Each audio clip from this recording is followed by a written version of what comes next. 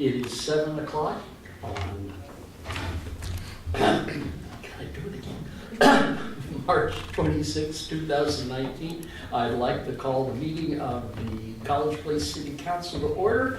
Mr. Bobbitt, would you please lead our Pledge of Allegiance and volunteer to do our invocation? Yes.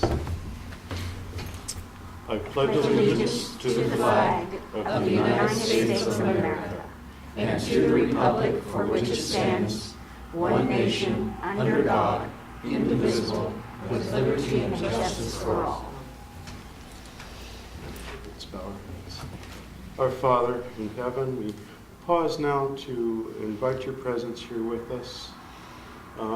We have 7 candidates tonight, Lord, who all have very special qualifications. We pray that you'll guide us through these interviews tonight and also in our selection. We ask also that you'll bless this time together. We pray in Jesus' name. Amen. Amen. Thank you. Nice. So it's now our public comment period. Anybody wishing to address the College Place City Council on items not on the agenda, please step forward and state your name and address. Seeing no one, before us is a consent agenda approving this evening's agenda, approving the council minutes from March 12, 2019, and excusing the absence of council member Peterson. Is there a motion? I'll move to approve the consent agenda. Second. It's been moved by Ms. Sherman, seconded by Mr. Bobbitt. All in favor, please signify by saying aye. Aye. Opposed, same sign. Motion passes unanimously. Thank you.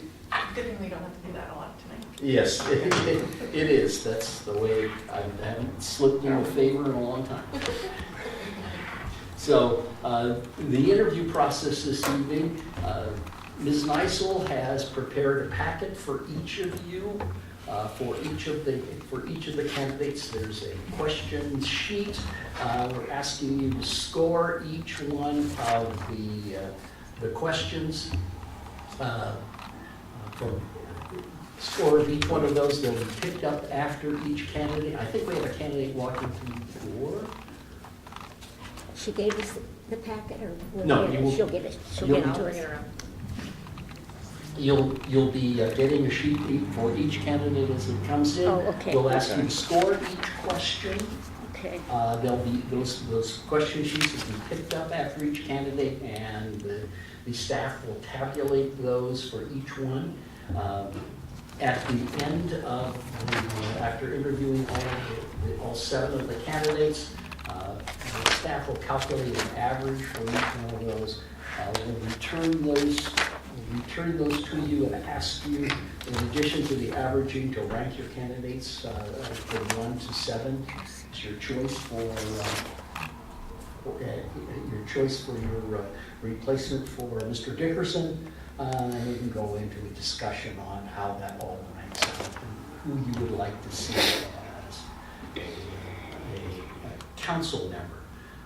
We'll be doing that in executive session. We'll then go back into an open session, and we'll ask you to appoint a replacement for position number 7 for Mr. Dickerson. A couple points of order. I'd like to remind you there's some questions that we cannot ask, and that is age, race, sexual preference, family status, or religion. And that keeps us out of the areas of litigation. Should someone be asked those questions and not get chosen, that's the grounds for appeal, and we don't want to go there. Say them again.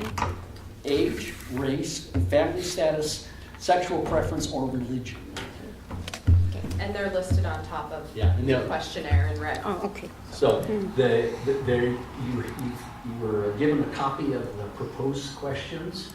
If you want to ask a different question other than those, that's fine, but I would ask you to ask each candidate that question so that there's Let's see. a similar If you could put your approach name right there, all and then through here all. in red are the ones that you don't. And we just circle one here. Here's the question, here's the name of who's going to ask the question. And the score, what, we add these up? You just can circle it, and if you want to write it there, that's fine. Okay, We okay. will take care of this, so you don't have to worry Okay, about that. okay, all right. I get it right. Not being a math major, No math required. That was yours. I'm math challenge, I can help you. I know. Are you ready for me to get this? Well, it does, But hang on, no.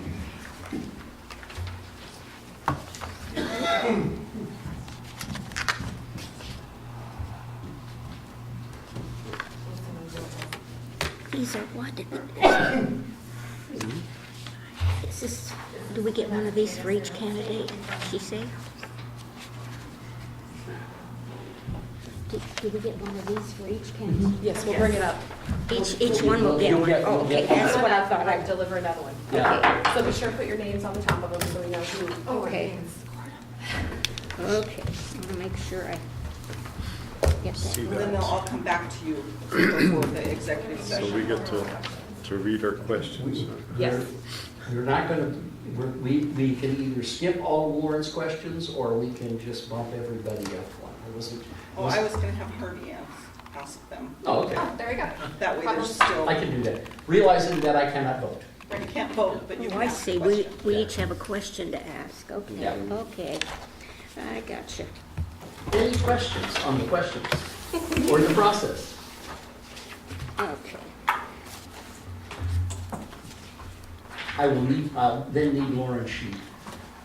Oh, Isn't that it? No, Oh, so you know the order? no, so I know the score, so I can score it if we're good. Oh, you're gonna score it too? Well, I might as well.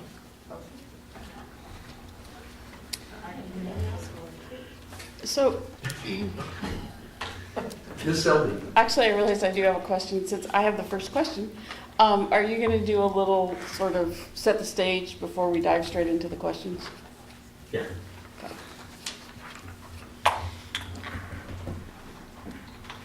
So I'm not supposed to just ask my question just as they, just as they hit the chair? Well, I think it would be appropriate for everybody to introduce themselves. I can, so that they know that who we are, and that we really are nice people. We have two people who, we have two people who will be interviewed by telephone. Oh, really? John Kress is in Olympia, and Randall Brennis is someplace in Europe. In where? Europe. It's the middle of the night. By telephone, okay. So we'll be doing those by telephone. So that doesn't give us any idea. You're to interview? No, it doesn't give us an idea where We did Looks have like 10 or people anything. apply. 2 people were not qualified, one because of length of residency, and the other one didn't complete one of the questionnaires that you all received.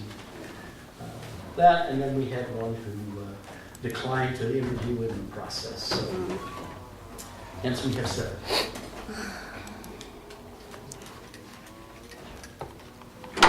It's good to see the interest. It is, well, I was both pleased and surprised with 10. yeah. Okay. Marge, if you can fill my glass. No, she didn't. Thank you so much. Is it coming out? Yes. That was a valley transit, yeah. Yeah. I have not seen them since. I don't know. Yeah, this is really.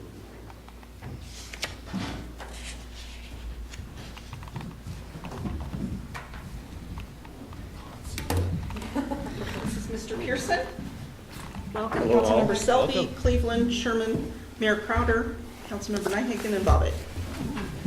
Glad to have Nice to see you all. Welcome, Mr. Pearson. Thank you. We have a few questions for you. Excellent. We'll go through those questions. You are welcome to stay after your interview is completed. It's going to be a long evening. But I'll try and keep mine short. we'll be interviewing 7 this evening. We'll go into an executive session, and then the council will choose a replacement for position 7, Mr. Peterson's position. Thank you. Any questions? No, not yet. Thank you very much. Great package. I think we'll start with Ms. Selby. Thank you.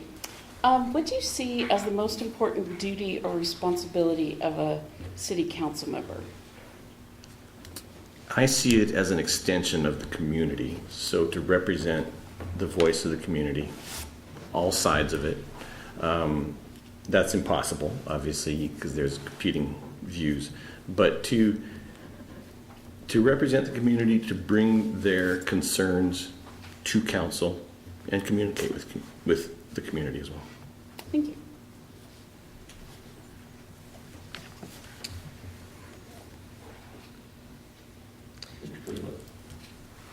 What is your understanding of the position of city council member as the city's legislative authority? Well, council member votes on issues brought to it, motions brought to it. You discuss, debate, choose the direction for the city, and vote on that, and help further the growth plans of the city.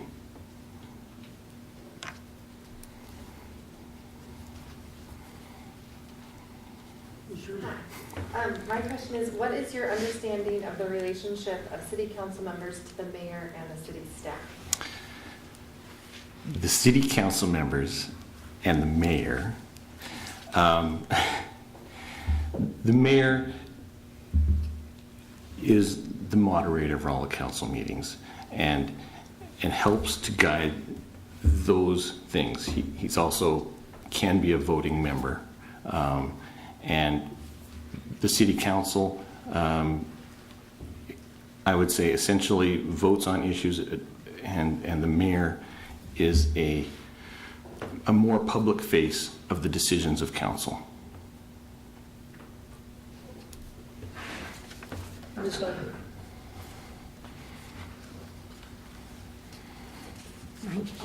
I'm sorry. How involved do you believe the city council members should be in the day-by-day operations of each city department? Not very involved. I think there's an oversight, and there needs to be a knowledge of what's going on there, but the council member's job is not to micromanage any of the departments. Those staff members are professionals and were hired for that position, and then bring motions to council seeking change, but it's not council's job to micromanage city staff. Mr. Pearson, I'll be asking questions that normally would be asked by Mr. Peterson. Okay. He's he's fortunately on vacation, so you're stuck with me. Sounds good. What do you know about the city's budget process? I've read the budget process. I've seen the budget presented here. I don't know a lot about it. I know it is approved by council and after study of the budget, and council can approve various parts of it. But as far as, I don't know how much council drives the budget. I believe that's staff and council approves.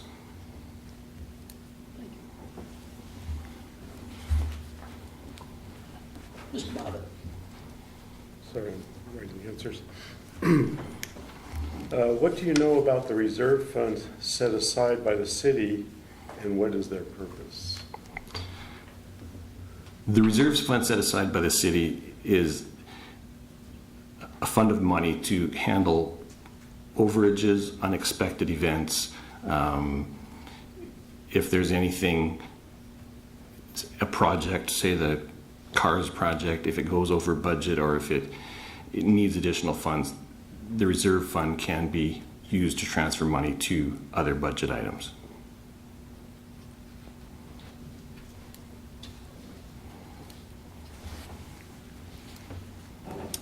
Is that? Sorry, I was still jotting down.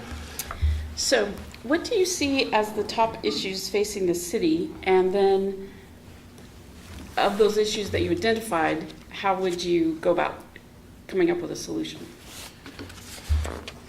I see the top issues as, well, the strategic plan laid out a bunch of good issues.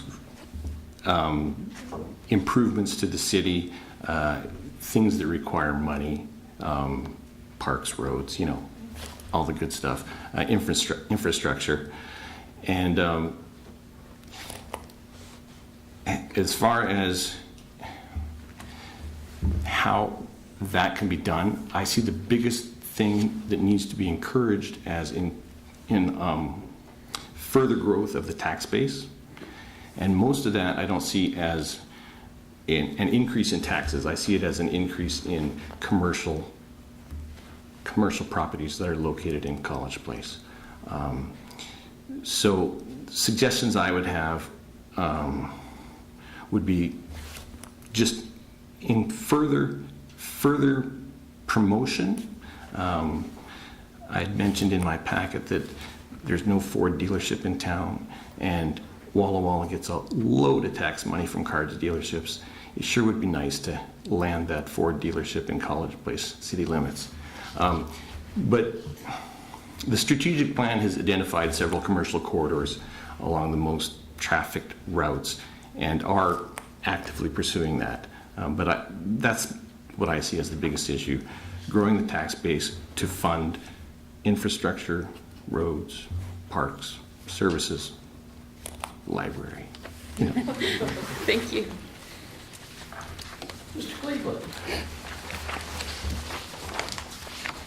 Tell us about your experience in serving on any governmental boards or committees. I have very little. I'm on a board. I'm a board member of a nonprofit that is not very active. I was involved in student government, but other than that, I have not been involved in governance. Perhaps a follow-up question.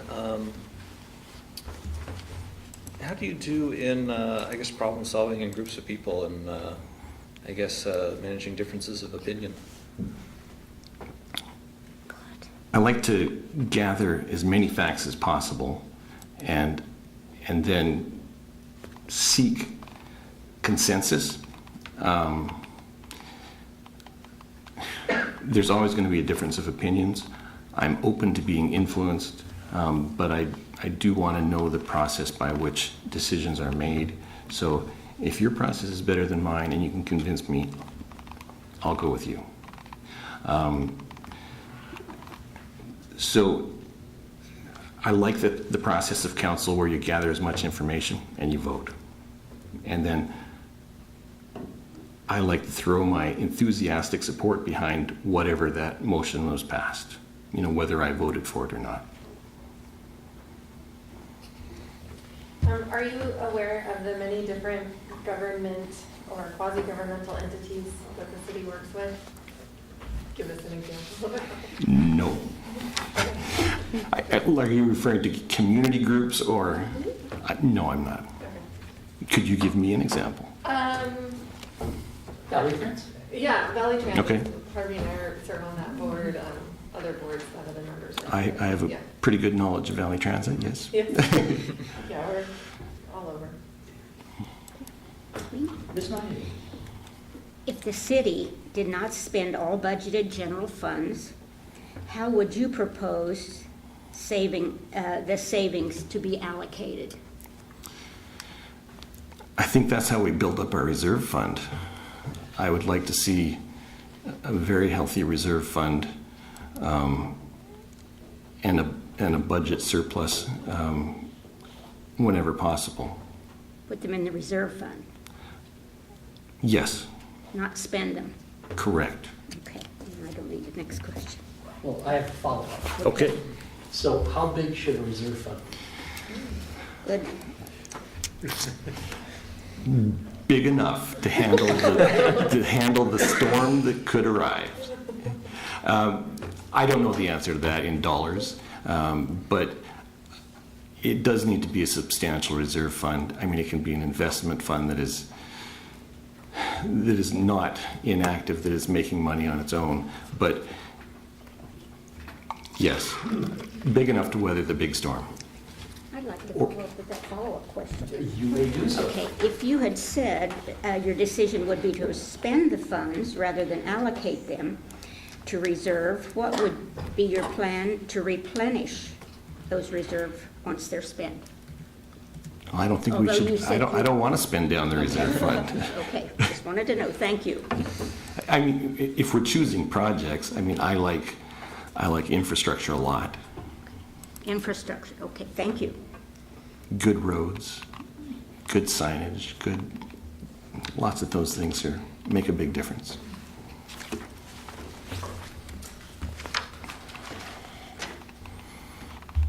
So are you available for regularly scheduled council meetings?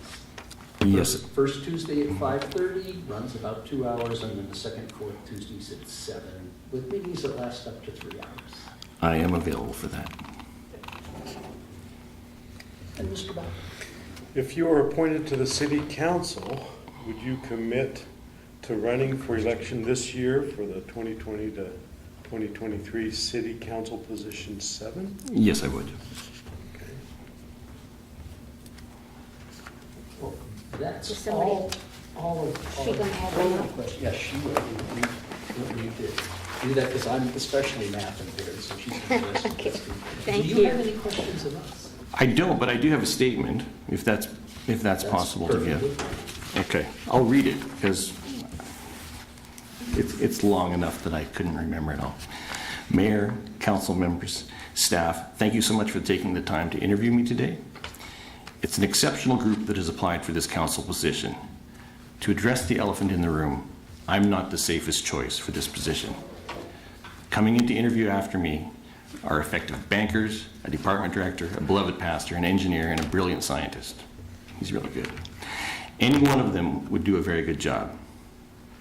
In my exploration of this position and my suitability for it, I talked to several past council members, people who know me well. I told them I felt compelled to serve College Place and asked if they thought I would be suited for this position.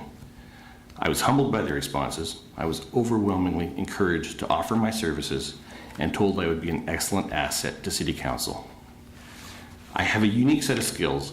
My experience, ability, and energy will allow me to effectively represent the citizens of College Place and guide the city's future growth. Here's what you can expect if you select me as your fellow council member. I will study the issues, listen, and am willing to have my ideas challenged. I'm open to being influenced.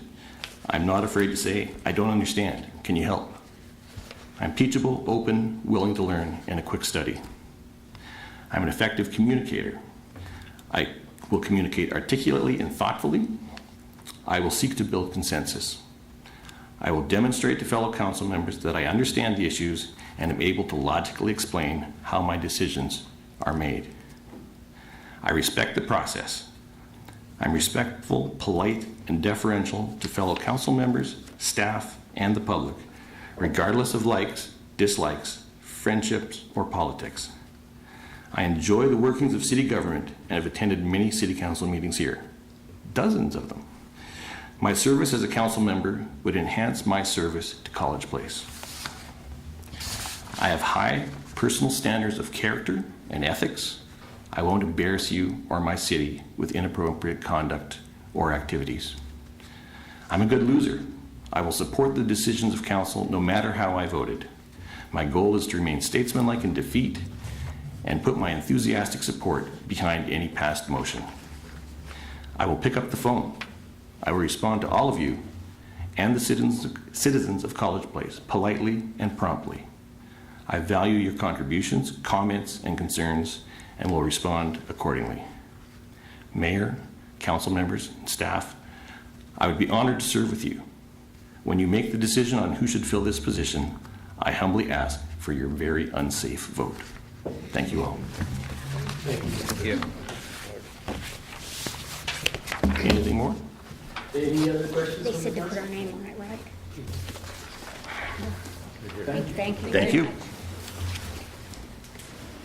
Right there. But that's fine. It's like one more. Oh, okay. Yes, you'll put this back. I put my name up there, is that okay? Thank you.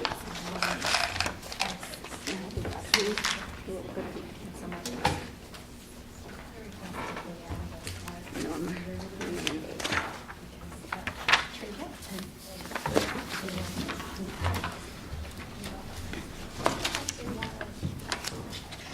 Where is she?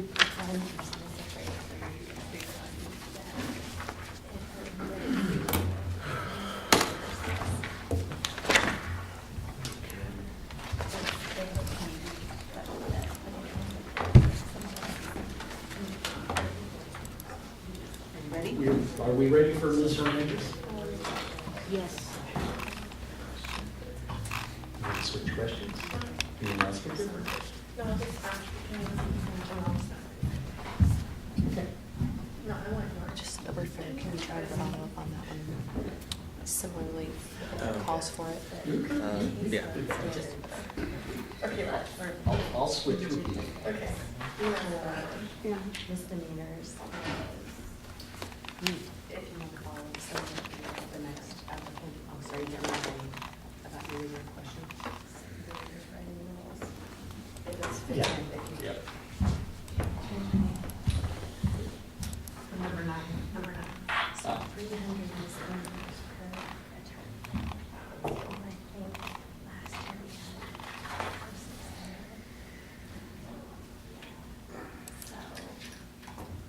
I anticipate that. Is she here? Yes. No, I'm just stretching. Oh, here she is. Andy, do you want it? You're, Andy, are you volunteering? No, Ms. Hernandez? Hello. Welcome. Councilmember Selby, Cleveland, Sherman, Mayor Crowder, Councilmember Nyhagen, and Bobbitt. It's nice to meet you all. Thank you. Please have a Okay, seat. thank you. So we have some questions for you, and at the end of the opportunity, you have a couple questions for us. All right. And we may do that. Let's start off with Councilmember Selby. Good evening. Hello. What do you see as the most important duty or responsibility of a city council member? Oh, goodness. I think the most important is to represent the people of the community, to be their voice as overall. So you're not particularly just having one group or another, but it's your whole community. It's your responsibility to be their voice. That's basically it. Microphone closer, I can hear her. Ah, Yeah. yes, could you pull the mic a little closer? Thank. How's this? It's better? Perfect. Okay. Thank you. Is that okay, Ms.? Yes, yes, Okay. thank you. I'm an old lady with gold ears. Well, I'll lend you one of my hearing aids. Mr. Cleveland? Welcome.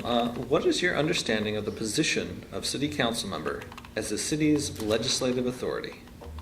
All right, my understanding is that as a whole, the the city council is responsible.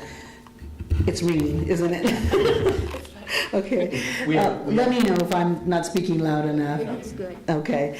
It's a responsibility to, as a whole, as a group, to lead the city, provide support to the city administrator, and take the advice of the different groups that are representing, or the different teams, and lead the city. Lead the city, make decisions, determine what's best for our future, but in collaboration with all those others that are involved, the different types of groups and councils and organizations that come together to be representatives of the city.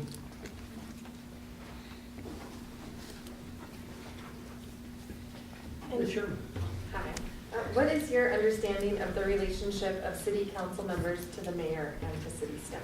Oh, goodness. I believe that the city council is there to support them, but to encourage them, but also kind of hold their feet to the fire to make sure that they're doing what's best for the people that were elected or put in to speak for.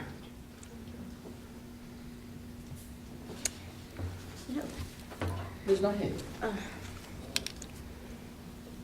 Oh, I can't see. What involved? How involved do you believe the city council members should be in the day-by-day operations of each city department? I don't think the city council should be involved in the day-to-day operations. I think the city council is more of a governance and a support system, and it's the employees and the managers who are the ones charged with making sure that the duties are being delivered without micromanagement of the city council. But we are definitely, the city council is responsible for providing them with all the support and guidance of what the expectations of delivery are. Ms. Hernandez, I'm sitting in for Councilmember Peterson, who is on vacation. Okay. So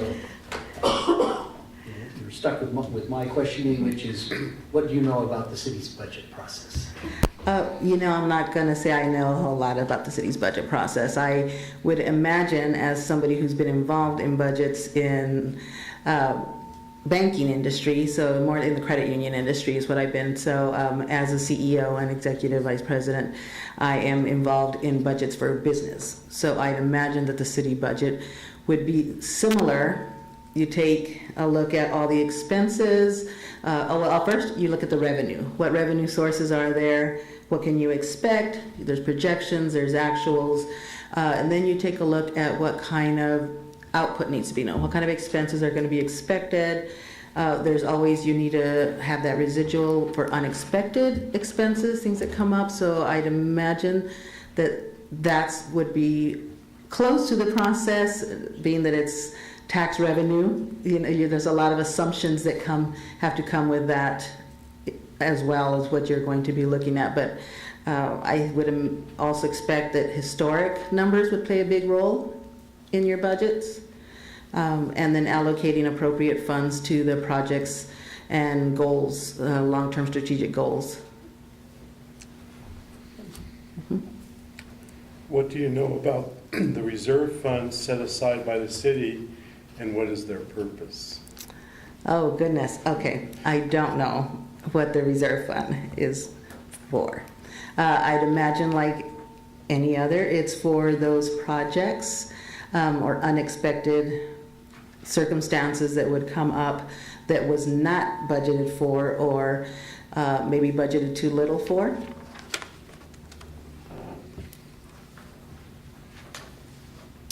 So, what do you see as the top issues that are facing the city? And the issues that you identify, how would you go about finding a solution? Okay, as I had stated in my questionnaire, I think the city is in a interesting position right now because I find that we're on the cusp of an economic development situation, that growth is inevitable. It's coming to the entire valley from what I'm seeing, and so I think the biggest is being smart in our planning of how we are going to address growth and take advantage of the economic development opportunities that are available so that we can harness those for our community, and rather than seeing them go elsewhere. Thank you.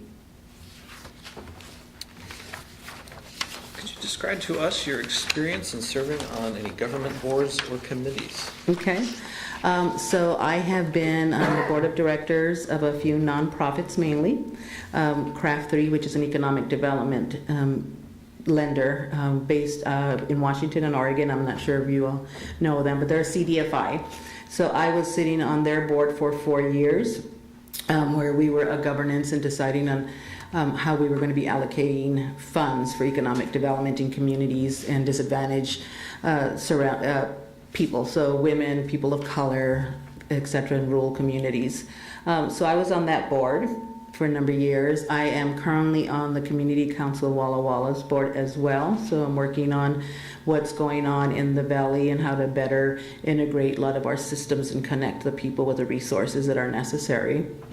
So my experience is more always of a governance role, where I've never been involved in a board level in operations, day-to-day operations. It's always more of a higher oversight and governance and providing the people who, the feet on the ground, the support and the guidance of where they need to go and what their expectations are. A follow-up question, how do you do in working in groups? What is kind of your process for maybe dealing with disagreements or bringing people over to your kind of position or view? Sure, absolutely. Well, I think that's part of my leadership strength, actually, I find, because any good leader is only as good as their team, and you've got to make sure your team is on board with you. And the only way to do that is to respect the views of everyone. Well, even though you disagree, you find ways of finding that middle ground with everybody. So my way is more of a kind of a debater, where you kind of take what's going on and you break it into different pieces. Where's the differences? Where's the similarities? And what can you find that matches? And then have serious and respectful discussions about the differences, rather than cutting somebody off or saying that's just silly. You got to always see something from somebody else's point of view, and the only way to do that is by actually listening to them.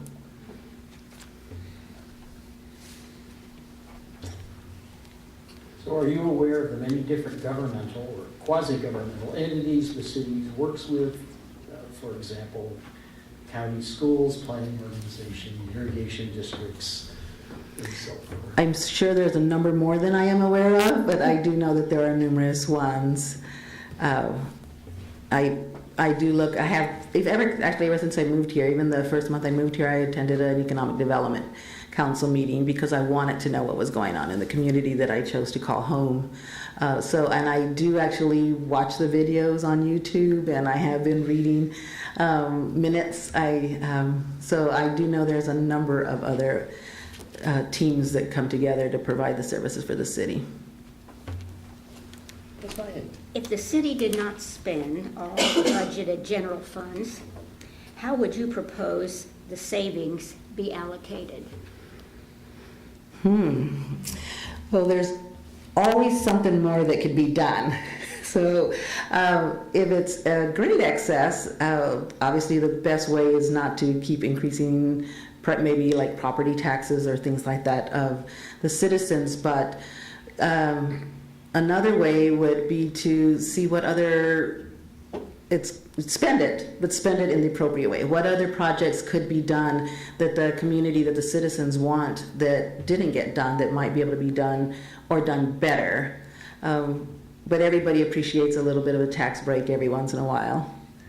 So if your decision would be to spend them, the funds, rather than allocate them to reserves, what would be your plan to replenish those funds?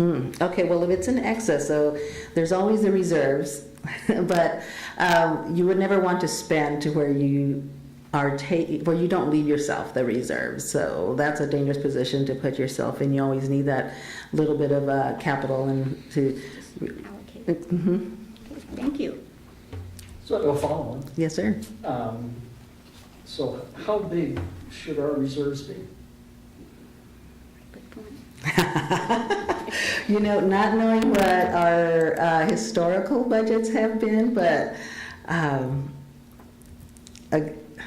in business, I would say, for example, if I was running my credit union, a good 20% is always a comfortable place to sit. Are you available for the regularly scheduled city council meetings? We have a workshop on the first Tuesdays of the month at 5:30. It goes for a couple of hours.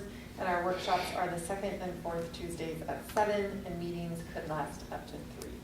I am. Okay. I am. It's my husband and I and our 3 fur babies. So my evenings are always open. And if you were appointed to the city council, would you commit to running for the election this year for the 2020-2023 City Council position 7. Absolutely. Ms. Hernandez, do you have any questions for us? What are you hoping to find in a candidate that fills this position?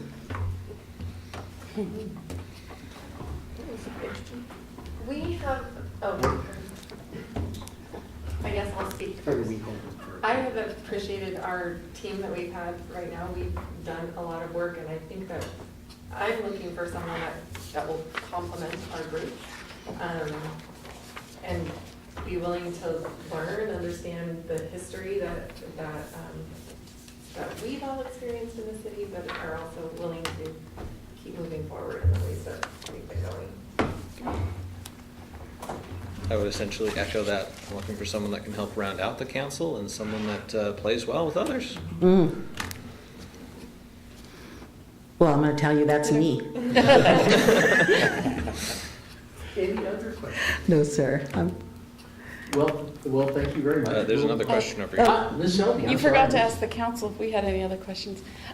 Could you describe for those of us who aren't familiar with it, what a CDFI is? A Community Development Financial Institution, so it's a non-profit who is focus is to find communities that are in distress or that are on the cusp of needing some little oomph and providing capital to those. So providing low or available loans to businesses, communities, projects that otherwise can be financed through the traditional banking systems. There's many people, low-income people, people of color, women, veterans who don't qualify for traditional banking but can play a huge role in their community as small business owners. And CDFIs are there to support them and provide them with the funding and take that risk, because CDFIs believe that that's what it takes to build a strong community, is to take that risk and invest in the people, because there's nothing more important than the people who build the community. So that's what I've been doing for 15 years. Thank you. Other questions? So we are interviewing 7 individuals. Yes. For the council this evening. We will meet in an executive session at the end of those interviews, and hopefully the council will make a decision on who to appoint, and we wish you well in that. Thank you very much for the opportunity. I appreciate it. Thank you.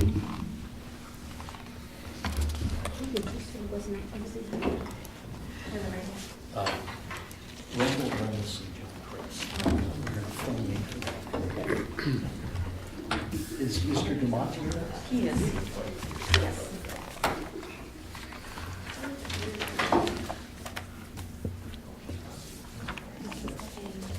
Well, being ahead of schedule is good. You guys are really good. Thank you.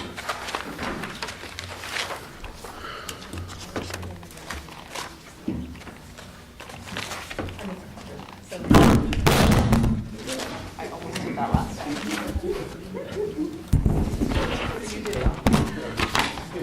Feel sorry for the recording. Don't listen to it with headphones on. Yeah. Yeah, At least they'll want to make note of when that is in the recording. 44 minutes in.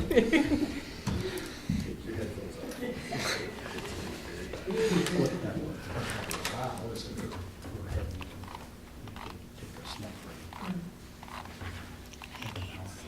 Okay.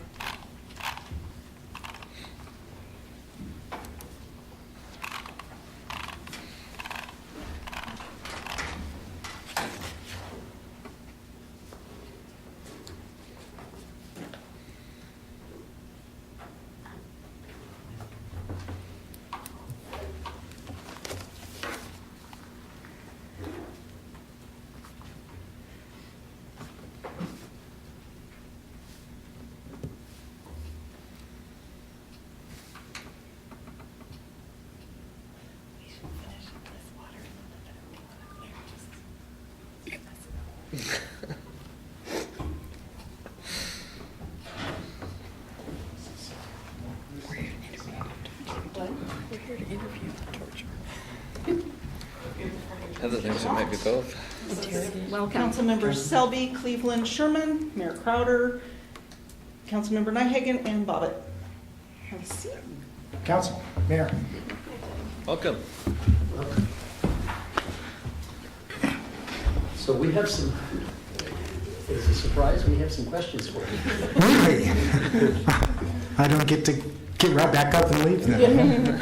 You may. I could, Yeah. I could, yeah. We do have some questions for you. We'll have an opportunity to Sure. discuss any questions you may have at the end. And then we have 7 individuals to interview this evening. We'll go into an executive session after those interviews are completed. The council will make a decision on who to appoint to position number 7. With that, Ms. Selby? Good evening. Good evening. What would you see as the most important role or responsibility of a city council member? Obviously, council's role is to set policy and guidance for staff to carry out.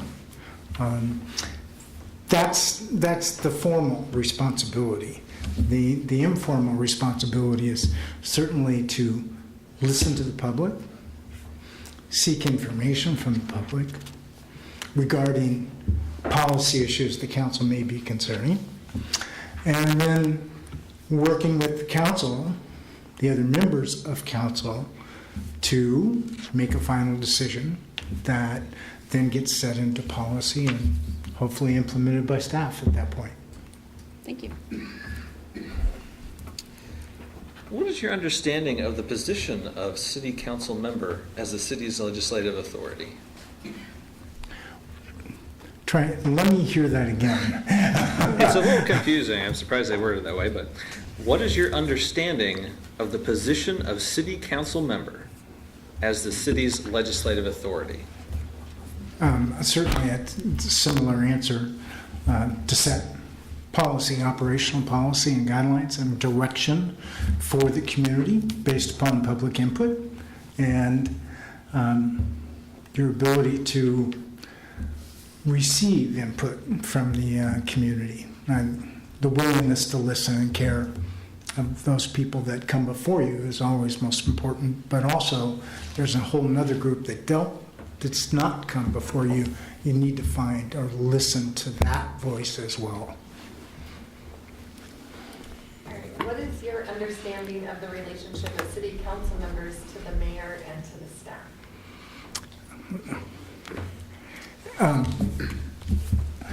I think it's easy for me to be concise in these matters only because I've worked in government for 44 years. So I understand the policy and the process often. The mayor is oversees the day-to-day operation and then is a member of council making policy and guidance for the city. The relationship is different depending on, this is a strong mayor form of government versus a city administrator or city manager form of government.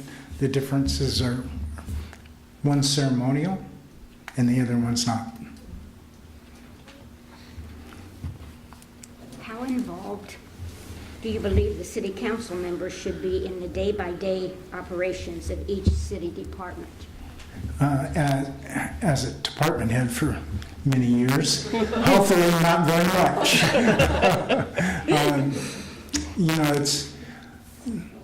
It's always important for, however, the mayor and the city administrator would like fellow council members to communicate information to staff. If it goes just directly to the mayor and then it gets passed down, that's a personal choice by the mayor.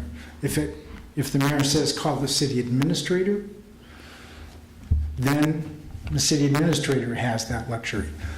Often in cases in small cities, you know the department head, as long as the mayor and city administrator give you the blessing to move forward, to go ahead and speak directly on a question of a department head.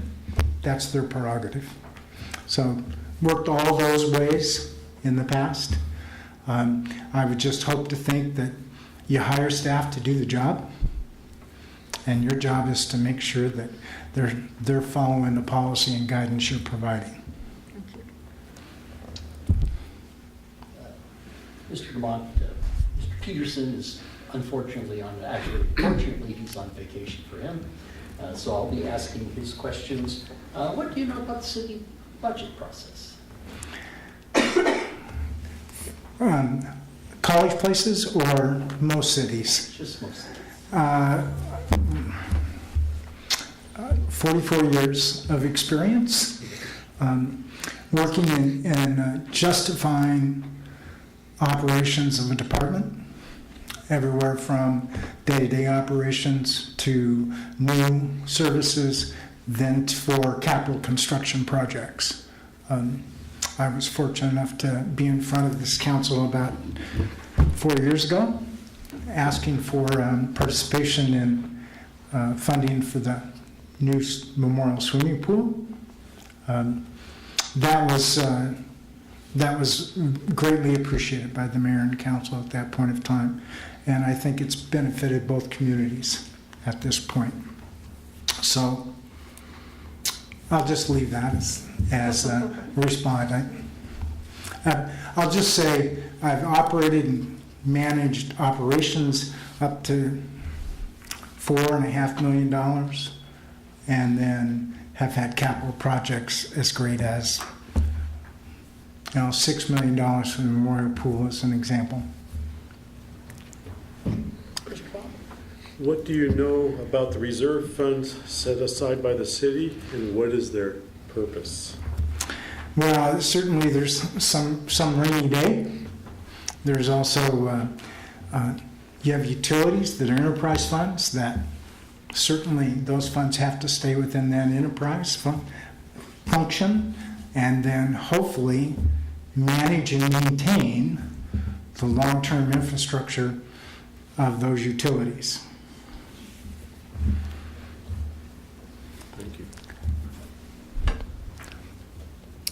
What do you see as the top issues facing the city? And on those issues, how would you go about finding a solution? The first part's the easy one. The second part's the most difficult. I would say the single largest problems for cities in the state of Washington is the levy lid. The restriction to 1% increase in property taxes. Fortunately, we have a great economy and property values are going up, and so the revenue associated with that revenue increases when that occurs, or you drop the rate so it doesn't go up. So that leaves really the only fund that you really have is sales tax that really fluctuates, and depending on a good economy, you do better. Depending on a bad economy, you do worse. So the issue is, where do you find other sources of revenue to provide services when you have inflationary rates associated with those services you're providing? There's, REIT 2, there's a variety of smaller, but the real increase, in my opinion, is recruiting new business, retail business for sales tax revenues. That's the most critical issue facing all cities, and it's not an easy one, especially when you're attempting to provide a wide range of services to your community, and the quality of life services that are associated, that creates a sense of community, in my opinion. So you're struggling with the question of libraries, and that's been a struggle here for a while, for a long time, in fact. And so asking the question is a really good way to determine if those services are going to be provided, how are we going to provide the revenue to operate that service.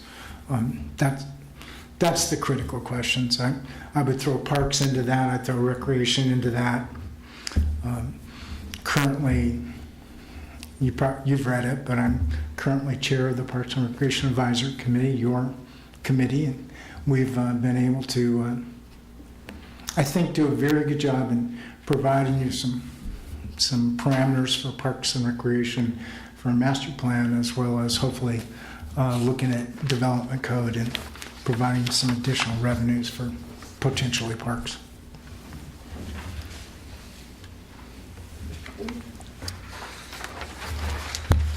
Could you describe your experience in serving on any governmental boards or committees?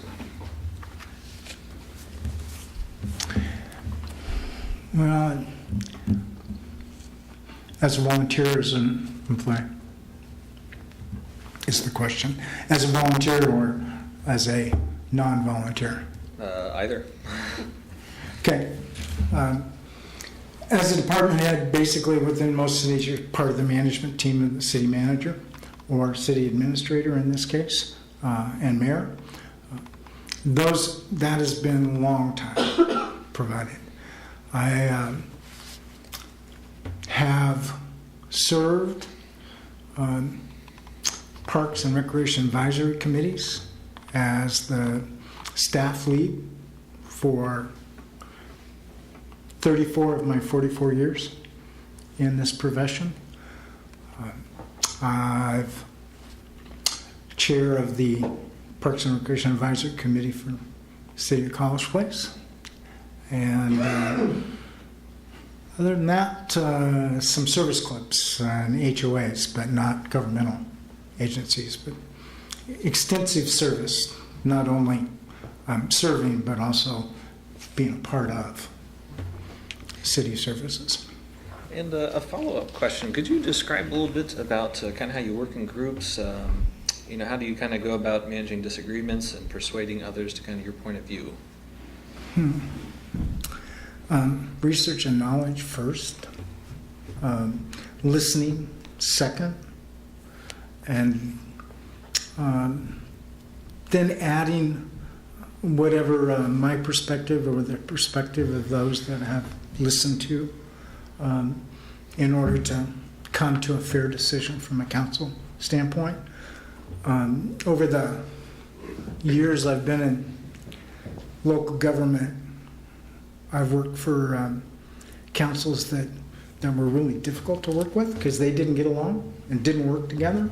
And I've worked with councils that really got along well, even though they had differences and ones could submit their opinions fairly directly. People weren't offended. So I think that's the critical issue of making sure that your input's received, not challenged, and so that everybody knows you're trying to work towards the same conclusion. Thank you. You're welcome. So are you aware of the many different governmental, quasi-governmental entities the city works with? For example, other cities, counties, schools, planning organizations, irrigation districts. Yeah, yes, I am. To answer the question, when I was in Boise, there was 47 different taxing entities within the county.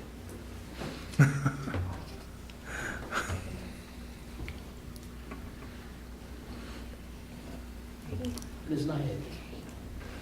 If the city did not spend all budgeted general funds, how would you propose the savings be allocated? Reserve funds, making sure that whatever the council's policy is for a percent of reserve funds that you're required to keep in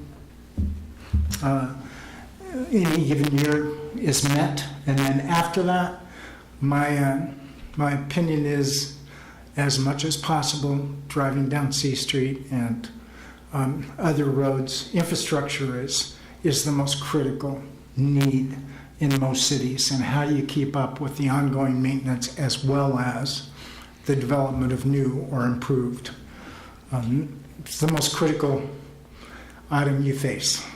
Okay, suppose that your decision would be to spend them rather than allocate them.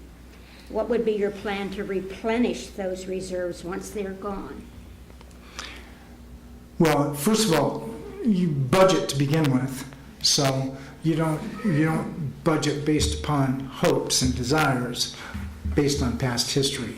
So you should have some relatively understanding of a zero-based budget concept and how every fiscal year is going to operate. After that, that's what you keep a reserve fund if you need them. That's what you keep them for. You don't ever want to go over budget, but it can happen. So I have a follow-on. Yes. How big should our reserve fund be? Well, my history is a minimum of 3%, 5%. I'm not sure I would agree with the percentage used by the county commissioners. Yes, sure. All right. My question's an easy one. Are you available for the regularly scheduled city council meetings? We have our workshops on the first Tuesday of the month at 5:30. Those last a couple of hours. And then our meetings are on the second and fourth Tuesdays at 7 and could last up to 3 hours. Yes. Mr. Bobbitt? And if you were appointed to the city council, would you commit to running for election for this year for the 2020-2023 city council position 7? Yeah, I probably wouldn't be going through this if I wasn't willing to make that commitment, but certainly. Thank you. Well, those are all my formal questions. Do you have any questions for us? No, I think not off the top of my head. I appreciate the positions Thank you were all in as council members and your service to the public, and it's a great deal of time and effort, and I appreciate that Thank you for as coming. a citizen. Any additional questions from the council? Thank you. Thank you Thank very you. much, Mr. Gamon. We need to take a quick break. Well, our next interview is on the telephone, and that's scheduled for 8:10. We have a few So minutes. let's, if we could adjourn for 10 minutes or reconvene at about 8 after 8.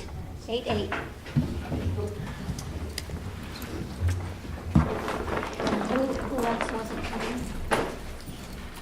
Well, The last one. there's Randall Brennis, Okay. he's calling you. He's going to be on the phone. You'll be on the phone, and then John Kress is going to be on the phone at 8:10. So all these others are going to be on time then? Yeah, well, we're running, we've actually run ahead, so. So we'll see Ted and Craig.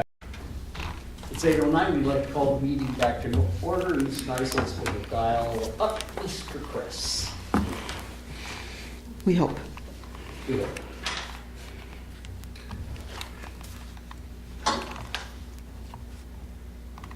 Have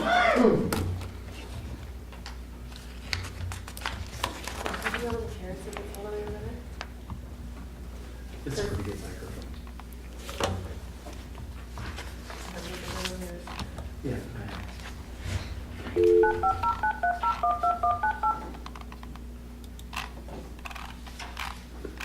I think it's really nice that we're letting them sit down this time.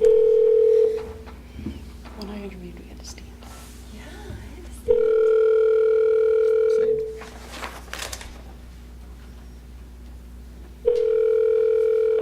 Hello, this is John. Hi, John. This is Lisa Neisel, and you are live with Councilmember Selby, Councilmember Cleveland, Councilmember Sherman, Mayor Crowder, Councilmember Nyhagen, and Councilmember Bobbitt.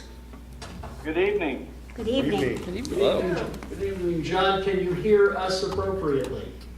I can, yes. Fabulous. We have a few questions for you, and then we'll give you an opportunity to ask any questions you may have of us. All right. All the council can hear appropriately? Yep. Yes. Super, we're doing this. I don't think we've done this before. Yep. So we'll start with Councilmember Selby. Good evening, this is Melody Selby. What do you see as the most important duty or responsibility of a city council member?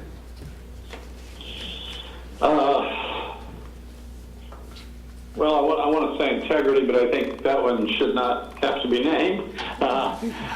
So let's, I think a good listener and a good learner. Thank you. Hello, this is Councilmember Cleveland. What is your Hi. what is your understanding of the position of city council member as the city's legislative authority? I understand the responsibility to be a person who's well informed about city codes, well informed about the strategic plans of the city, and to make decisions at all times with as broad a based input as possible in the interest of the most people possible. Thank you. Hi, John, this is Heather Sherman. Hi, Heather. What is your understanding of the relationship of city council members to the mayor and city staff? I understand it to be a cooperative, collaborative relationship with both mayor and staff. And it seems to me important that the council speak with one voice, which I assume is that of the mayor when decisions are made, so that council members aren't continually pestering staff about this or that or their pet interest, but at all times represent the will of the people as directed through the council and speaking with a unified voice. And I sense that that's typically through the mayor. Thank you. Ms. Nyhagen. Councilwoman Nyhagen, hello there. Hi, Marge. How involved do you believe the city council member should be in the day-to-day operations of each city department? I don't believe that they should be involved in the day-to-day operations. I believe that they should be knowledgeable and supportive of best practices in each of the departments. But involvement in the day-to-day activity, it sounds like that's staff domain, and to do anything other than to be encouraging and supportive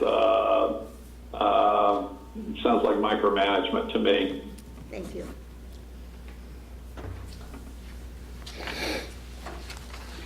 Ms. Kress, Councilmember Peterson is on vacation, so this is Harvey Crowder. I'll be asking his questions for him. Good evening, Mr. Mayor. Oh, it is indeed a good evening. What do you know about the city's budget process? I know I have a considerable amount to learn, and I have observed only from a distance that input is sought. It needs to be, and my observation is that particularly in recent years it has been based upon best practices and in support of initiatives that are consistent with cities our size and certainly the relevant laws and regulations, both federal and state. Ms. Nyhagen. Councilmember Peterson is on vacation, so this is Harvey Crowder. I'll be asking his questions for him. What do you know about the city's budget process? I know I have a considerable amount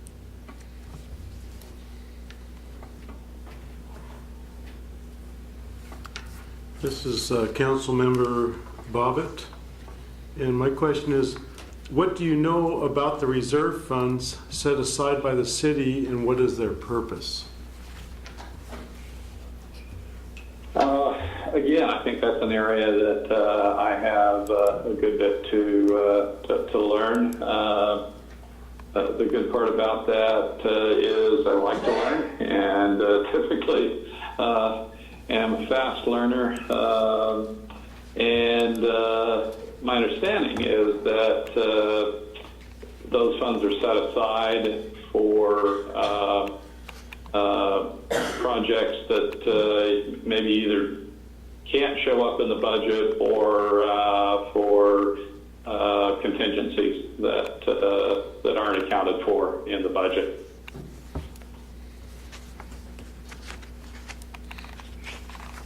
Thank you.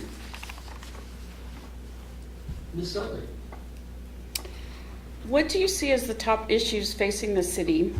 And for those issues that you see, how would you go about developing solutions? I see continuing economic development as important for our city. I appreciate where the city is going by way of its plan and what I see taking place in terms of our leadership, council, and mayor, and city manager, and staff. I see aging infrastructure also as a big challenge to us. Water, sewer, lacking infrastructure in terms of stormwater runoff. Those are all issues that I think are crucial. Managing our growth is an important issue, and also the need for continuing creation of affordable housing and making room for that. And how would you go about finding solutions for those? Well, my observation is that the city is already engaged in that. I see those things reflected in the strategic plan. So I would first seek to learn all I can about the ground that we have already covered, so that I don't spend hours and days and weeks on a great idea just to discover not having done any conversation. Only to discover, oh wow, well we covered that 2 years ago. Time to catch up. So I would want to listen carefully, but I see those things already addressed, and would want to lend my voice and my influence to support those initiatives. I think also comparing communities of similar size and budget would be important as well, and I know that work has already, a good bit of it has taken place as well, to see how other communities are addressing some of the key challenges that they face. And I don't think ours are unlike a number of communities. Thank you. This is Councilmember Cleveland again. Could you describe some of your experience in serving on any governmental boards or committees? I don't have experience in a governmental board or committee. I have spent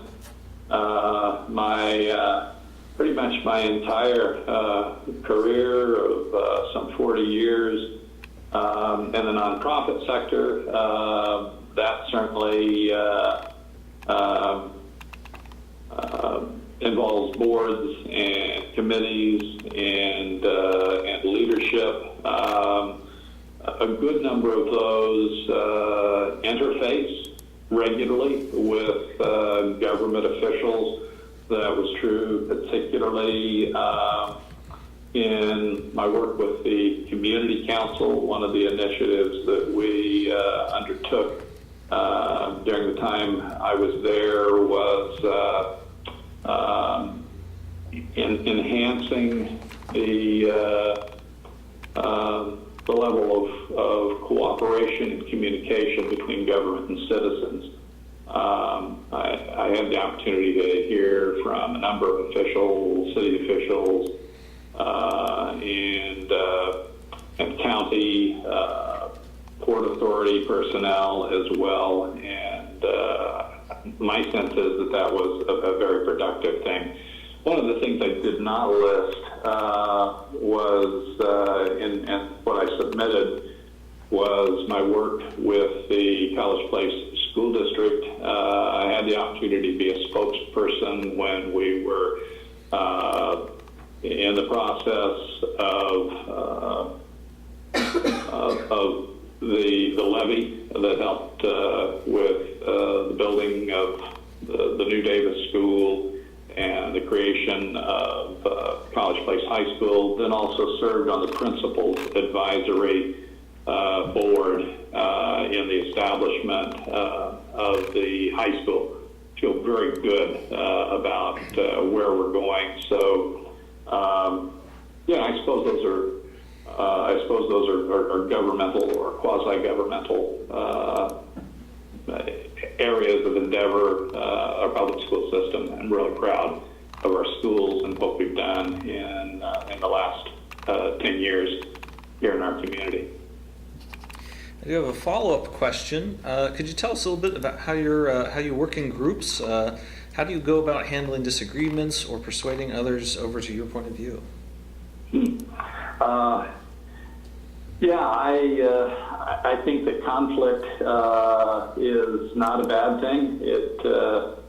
It typically means to me that you've got two minds that are switched on and engaged, and how one then addresses conflict by way of careful listening, reframing, collaborative thinking, cooperative work is terribly important, and those are classic strategies for dealing with conflict and getting things done in groups. That has been my life work.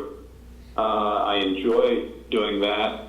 I received an unsolicited text from an engineer here in the community. This was on Sunday after he picked up the UB and saw the names of the individuals who had put their names in the hat to be considered for the open council seat.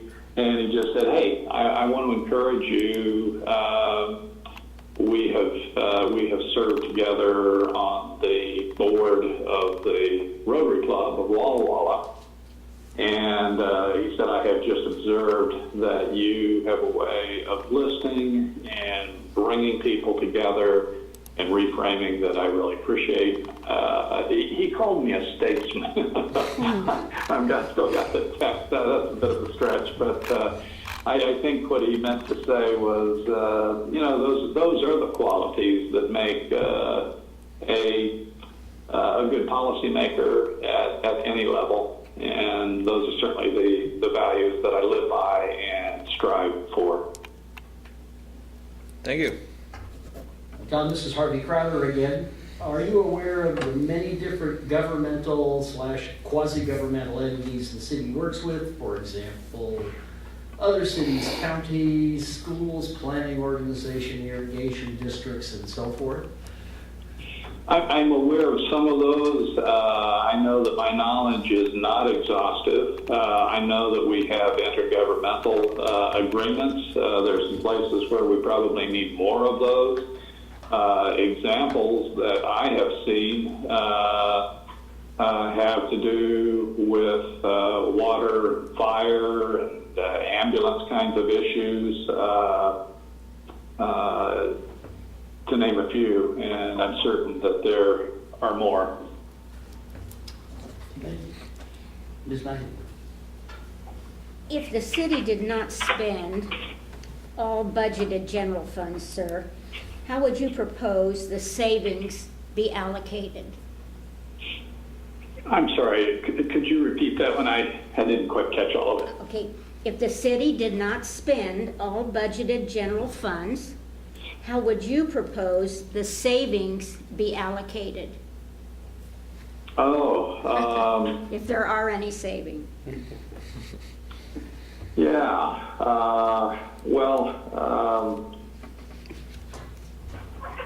Certainly through a process of conversation on the part of the board, and that any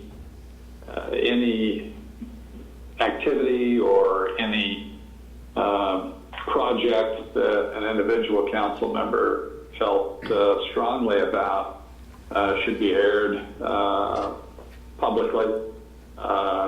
We should get feedback from the citizenry, and we should discuss in detail to determine is that the place most needed to utilize any excess funds, or are there some others that may have as strong a need and be clamoring for our attention as well. So I think to recap, a careful, open, thoughtful conversation among council members and listening carefully to our constituency. You want to ask a follow-up? So John, if your decision was to spend those funds rather than to allocate them to reserves, what would your plan be to replenish reserves once they are gone? I hope we never get to the position of reserves gone. I try my best to err on the side of caution and prudence rather than spending down to the nubs, whether that's my own budget or an organizational budget, and I would not want to see the city do that and run the risk of depleting reserves that are there for a very good reason. So as a follow-on to that, how much reserves do you think the city should maintain? Wow, I simply don't know. I don't know if any of that is regulated by law. I don't know what we currently have, so that would be part of my learning curve as a council member, if I'm appointed to serve. I'd want to know what really is, what's the best practice, what does the law require, what's our history, how have we done, and as we look over the horizon, try to do that into the future, what do we see as big needs looming? My sense is there will always be more needs than revenue, and it's a matter of prioritization as to how and when we spend to address those needs. Hi, John, this is Heather again. Are Yeah. you available for the regularly scheduled city council meetings? Our workshops are held on the first Tuesday of the month at 5:30 and last for a couple of hours. And then our city council meetings are on the second and fourth Tuesdays. They begin at 7 and can last up to 3 hours. Yes, I'm aware of that schedule, and I am available. Thank you. This is Councilmember Bobbitt again. Yeah. If you were appointed to the city council, would you commit to running for election this year for the 2020 to 2023 city council position 7? That's certainly my intention. I don't know if I've got to commit to, but I can tell you that is certainly my intention, and I don't mind using the word commitment. Thank you. John, those are all the questions, the formal questions we have for you. Do you have any questions of us? I don't believe that I do. I can tell you this, that I know most of you, some better than others, and have high regard for the people who serve in our city government. And those of you I don't know, I feel a bit like I do because I hear good things about each of our council members and our city manager and our mayor and our staff. Frankly, that's one of the reasons I am wishing to be considered. I don't feel like I'm stepping into the abyss here. I feel like our city certainly has its challenges, but we have a whole lot of things going for us.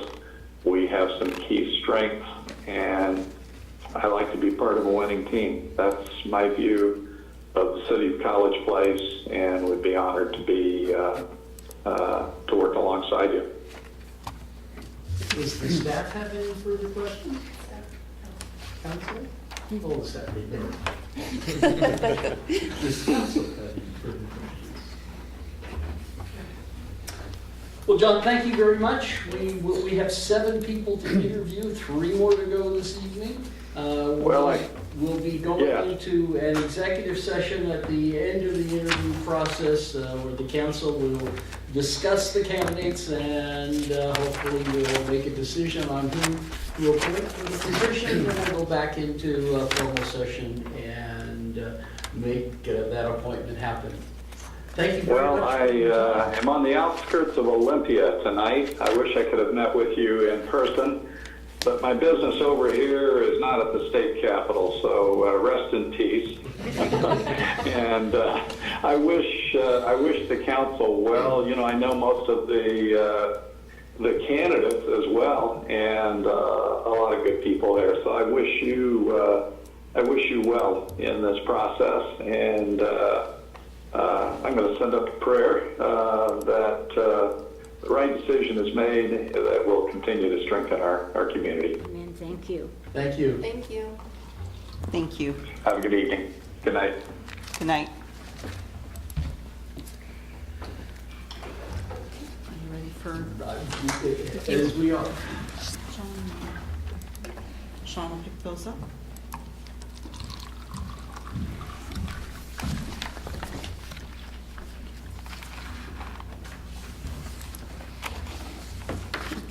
Sorry, wrong. So used to handing out things. Good job. Stars. We got stickers. Stickers. You get a black sticker. Trade you. Thank you. I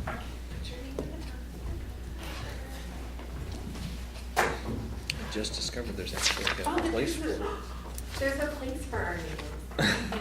Totally gonna Actually, my name's already on here. Oh, no, that's the question, sorry. Where's the place for our names? I don't see it. Right there. Right in the center. Oh, there's no line. I didn't notice the desk when I came in. That's my day. In my defense, the longer I'm getting, the Botox is wearing off and it's making me stupider and stupider. The longer my migraines go on. My Do you want to injury- turn the lights up? We can. Have them come in complete darkness with a spotlight on them. Is that your plan? I didn't.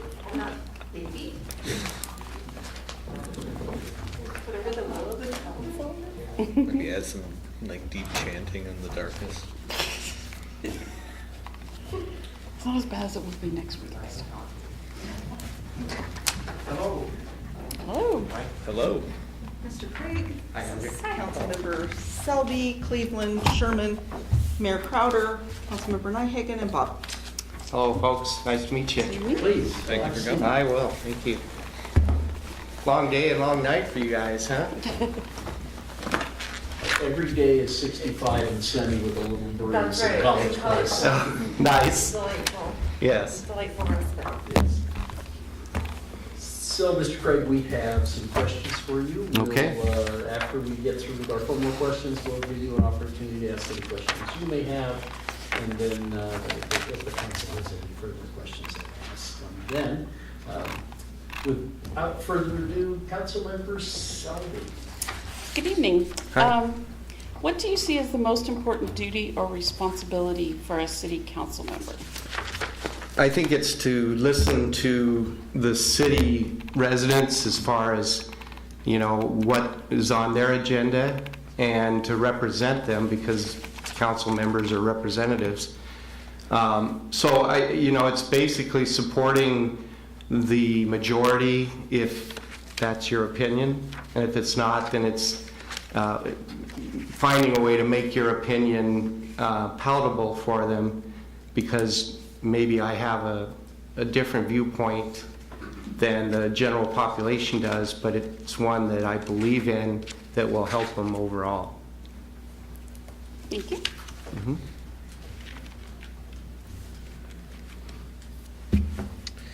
Councilmember Cleveland. What is your understanding of the position of city council member as the city's legislative authority? Well, I know that you meet 3 times a month, once in a workshop, twice with in session. And as a legislative authority, I know that I've been reading a lot about what you folks have been doing over the last few years.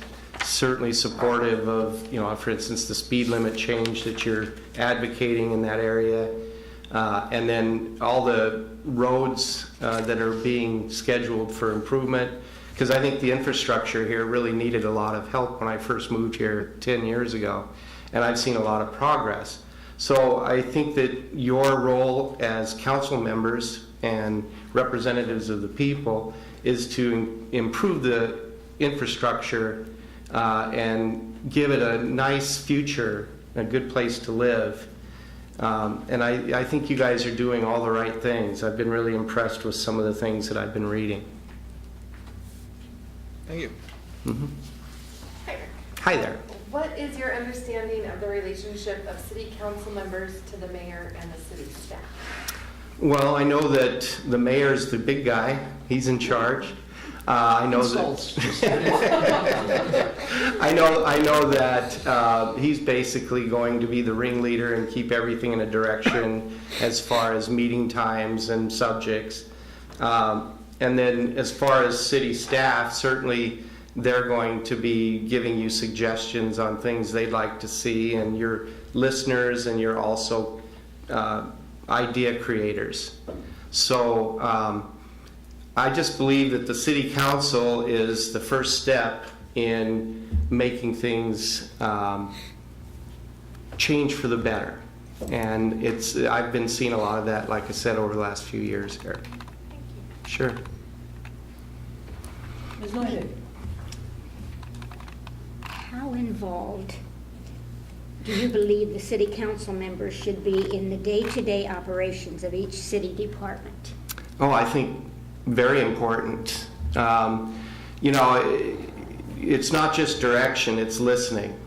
And they're there on the front line, so they're in a position to maybe have some ideas that would be beneficial for change that maybe the city council members wouldn't know otherwise.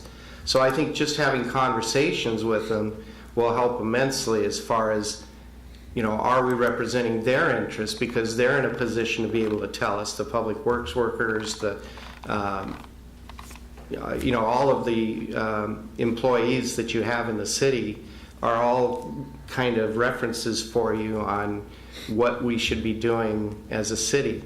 So the city council members, I think, are a great group of people to be representing their interests while representing the entire city's interests. Thank you. Sure. So Councilmember Peterson is off vacationing. Good for him. Yes, indeed. And unfortunately, that means I get to ask his question. All righty. So could you please describe what you know about the city's budget process? I was reading a lot about it, and I thought it was really neat that, you have the 5 strategic priorities. I really like the resource development part because, you end that one with residential development while supporting, not impeding development. That's awesome because in so many cities, it seems like it works to impede. So I really like that that's one of them. I saw that you had several grants in place, and that seems to be really impressive. I also noticed the admin has a $54,000 replacement of 2 city vehicles for staff. And after reading about the police chief's idea of leasing and selling or buying it back for $1 at the end of the lease, I hope that's what is going to happen in this area too, because it seems like a great idea for the entire city to adopt. The ability to lease a vehicle, have local repairs done instead of having to go to Tri-Cities. And then I saw the best part was they can buy it back for $1 at the end of the lease. Well, that creates an asset, an immediate asset for the city, where you can either keep it or sell it and put the funds back into the budget. So I like that part of it. Parks, I saw a $400,000 restoration for Lions Park, and that's great. I hope that the Lions Club provides plenty of volunteers for that, since they're right there. So that's kind of my understanding of it all. But I do like the speed limit reduction on the highway, and I hope you guys get that through. No? Not happening, huh? Didn't say a thing. So it's not unanimous then. Okay. What do you know about the reserve funds set aside by the city, and what is their purpose? Well, I don't know much about the reserve funds set aside, but generally it's the rainy day thing where unforeseen things. I know that the stormwater projects are creating a lot of cost for the residents and also for the city. And so my thought is that the reserve funds are there to cover unforeseen things that will happen, repairs to certain things. But I don't really know much more than that. But I know that I've seen reserve funds in other cities. Thank you. Sure.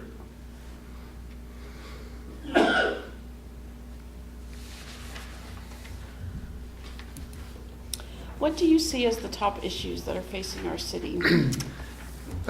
Infrastructure development, parking downtown, especially on College Avenue, since the road construction happened a few years ago, and I was working at Umpqua Bank on College Avenue during that time. So it was quite the adventure.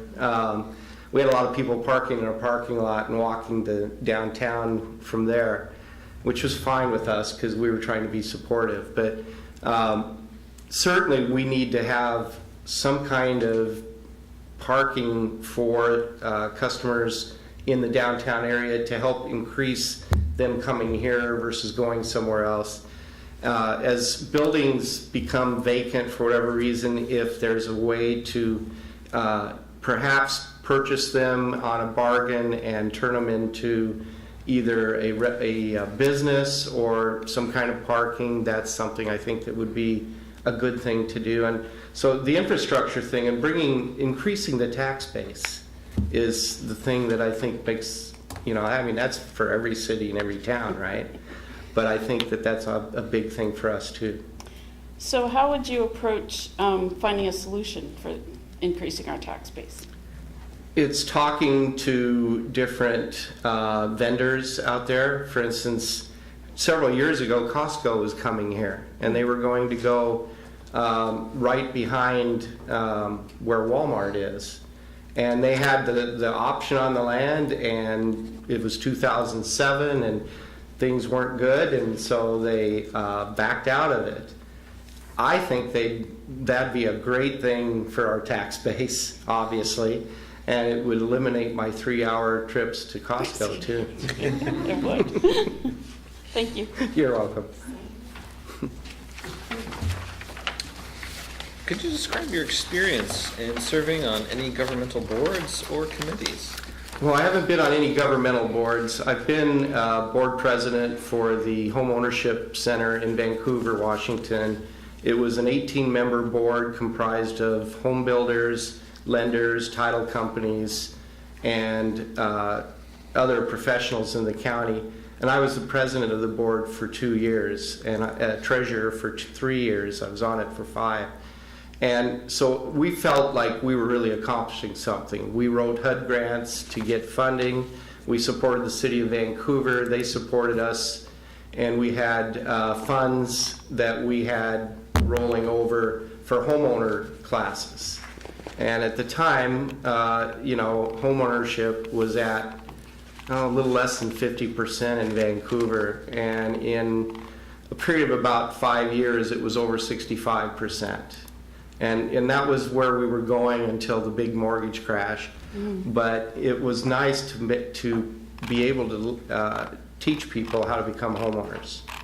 And they could get into a home cheaper than first and last month rent and deposit. So that was as close as I got to a governmental board.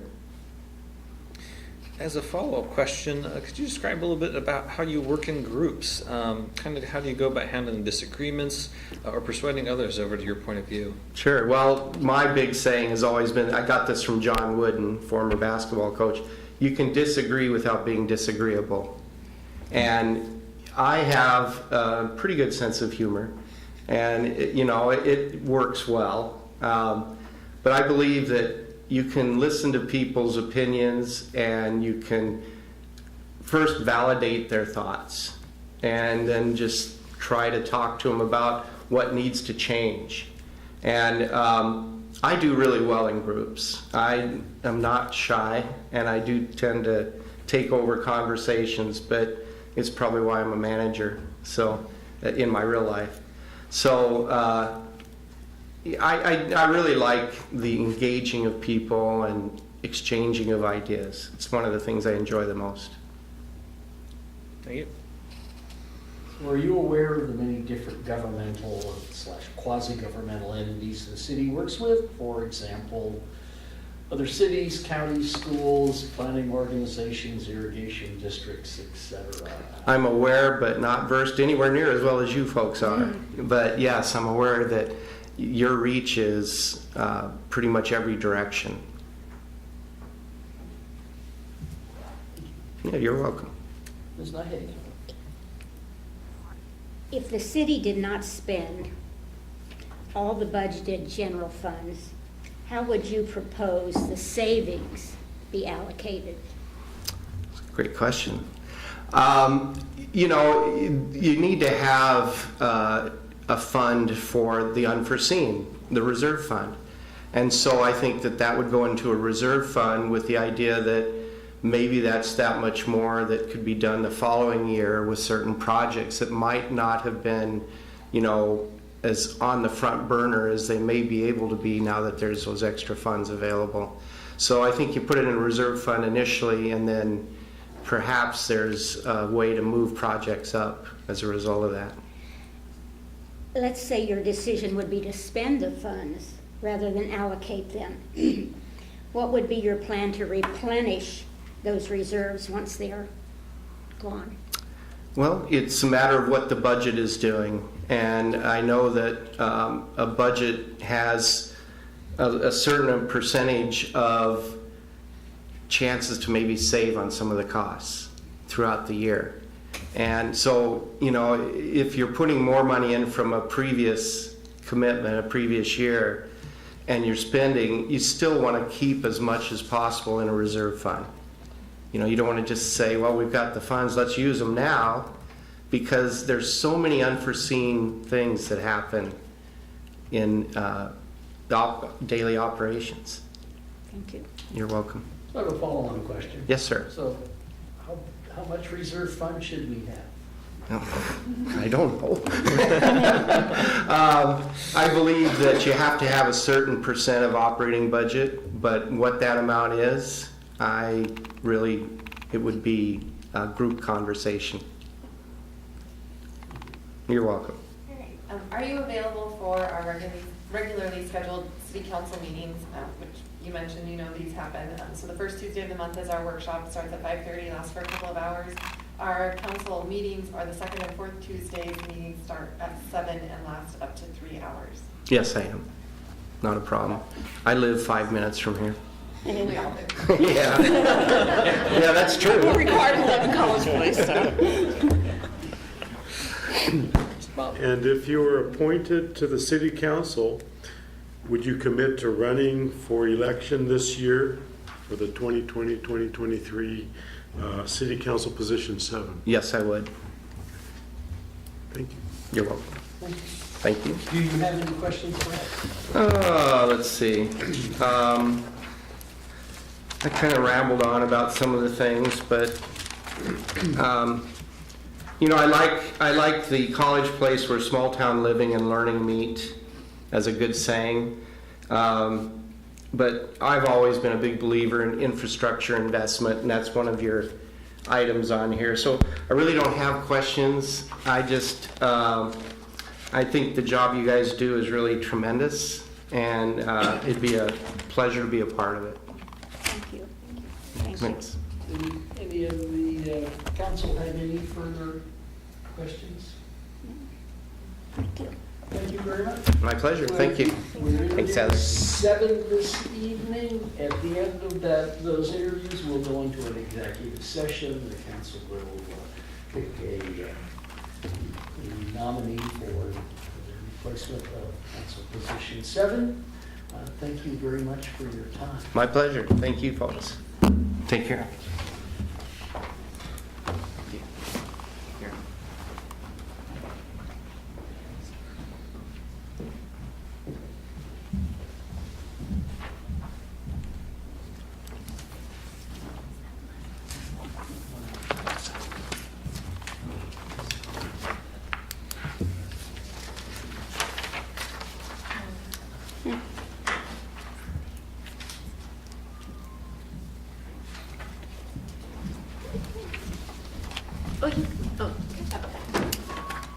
Thank you. Small work. But I wouldn't want to paint it. Well, I did it wrong. I drew you a smiley face. Oh, that extra credit. You get a gold star? Star. When I get it back. Yep. Truth there. Carpenter, this is Councilmember Selby, Councilmember Cleveland, Sherman, Mayor Crowder, Councilmember Nyhagen, and Councilmember Bobbitt. And the microphone. They did that tonight. I did that just a while ago. Yep. That's a good impression. Tables or something. Tuck them under the table. Oh, here goes another one. What do you say? You all know Jerry just went on.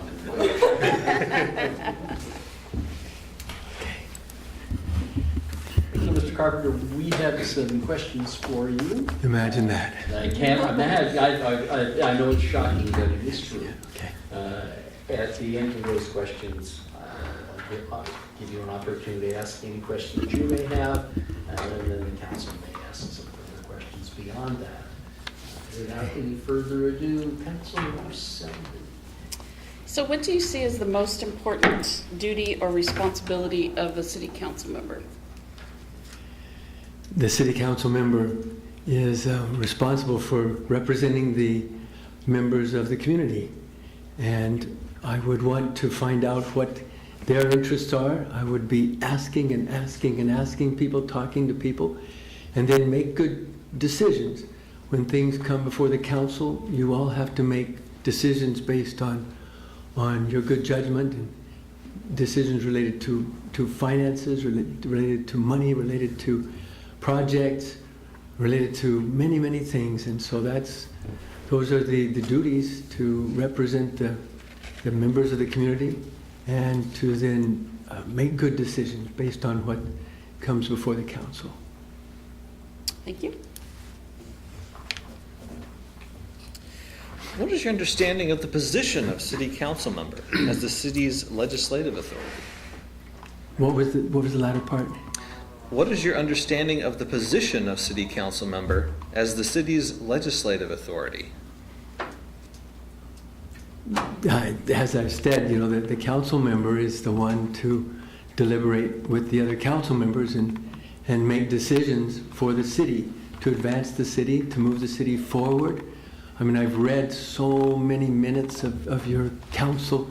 I've read the master plan and all these things, and those are the duties of the council members to vote on those, to make decisions.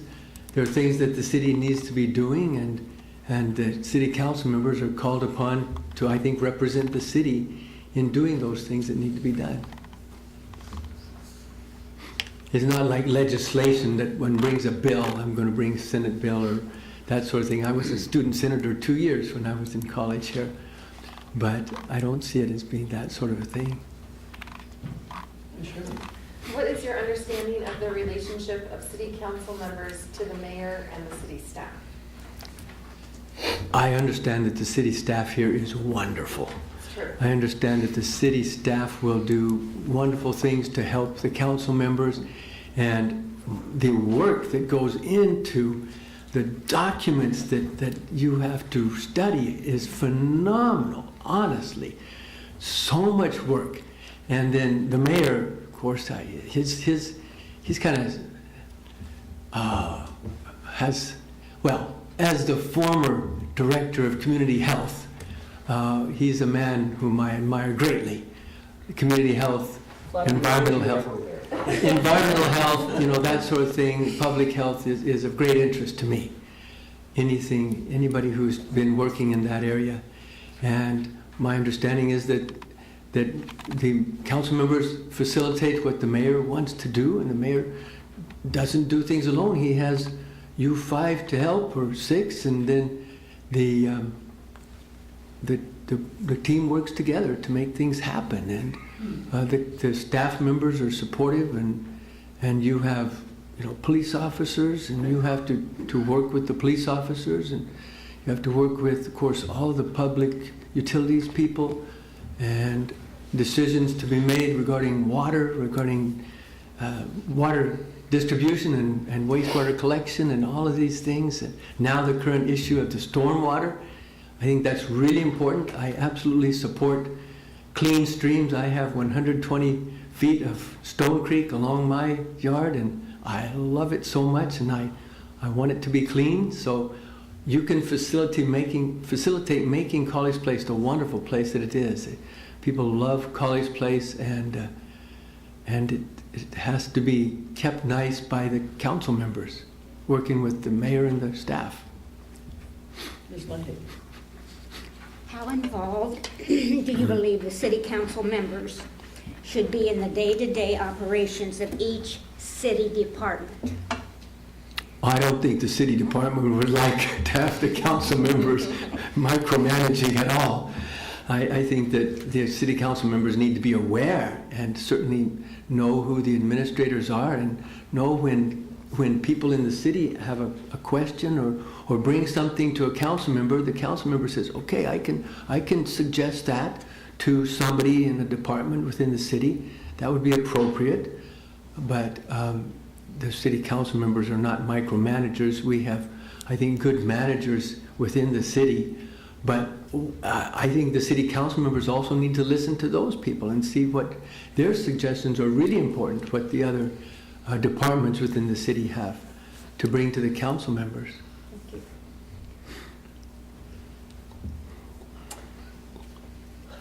Mr. Peterson is on vacation, so I'm asking his questions. Okay.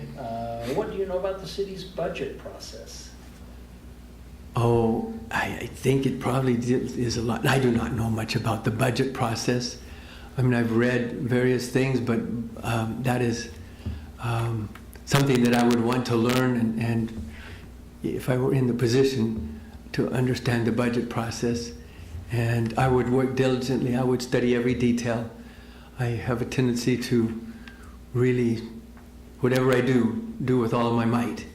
And if I needed to study budget, I would study budget with all of my might and learn how that works. But it seems to be working well. Everything that I see, the city's financing and budget process works well. And what do you know about the reserve funds set aside by the city, and what is their purpose?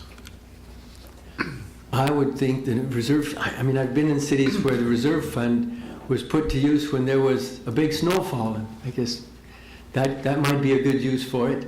But I know that right now you're facing issues of the stormwater, and I know the issues of the well, the drinking water. Those have been some uses for reserve fund.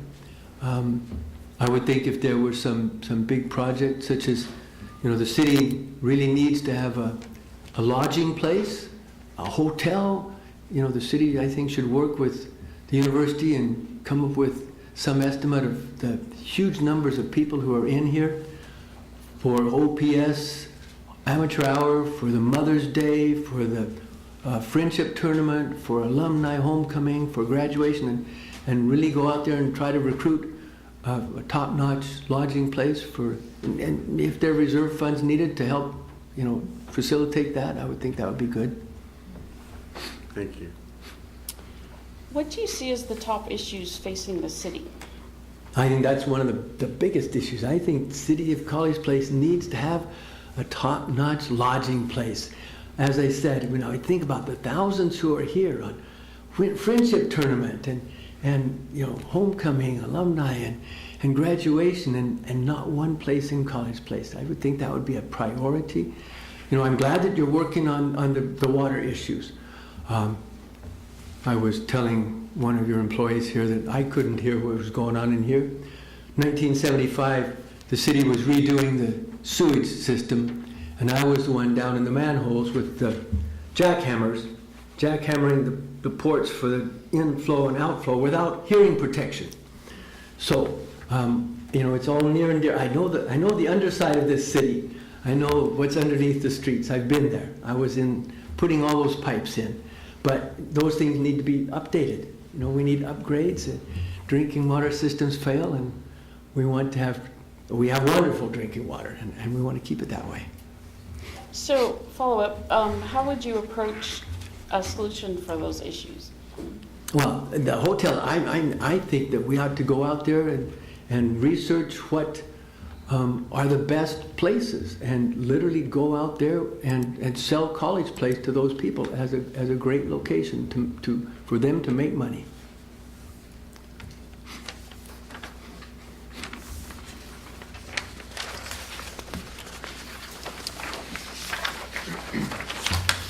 Could you describe any of your experience in serving on any governmental boards or committees? I have not served on governmental boards. Let's see, governmental boards and committees. I've worked really closely with the Walla Walla Watershed Council, and I don't really think that is government.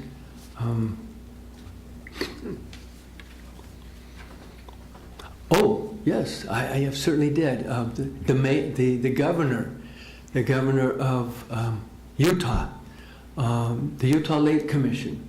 I was the one who wrote the plan for Utah Lake, and I worked so closely with the governor and the lieutenant governor on that a long time.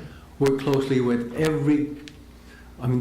we were dealing with every city, and with federal government, so many federal government branches, departments and so on, and so many state agencies and branches and bodies within the state. So yeah, that was heavily involved in government, as the one on the Utah Lake Commission. That would be the one that I can think of most clearly. So a follow-up question. Could you describe a little bit about how you work in groups with other people? How do you deal with disagreements or persuade others to your position? I try to use humor, try to use charm, and I listen, and I'm always a happy person, I think that there will be disagreements, and that's good because we want different perspectives. So in working as a team, we need to have perspectives. That's beautiful when there are various perspectives. And then we try to compromise. Compromise is not a bad word. There are times when we need to compromise. And I would promote compromise as long as the outcome is achieved, that we do something good. So in the end of whatever the conflict is, whatever the task is, that we accomplish the task. And don't hurt people's feelings, listen to people and make sure that they're understood. Lots of times people simply want to have somebody really take them seriously. They're not so much that their way has to be the only way, but they want to know that people took it seriously.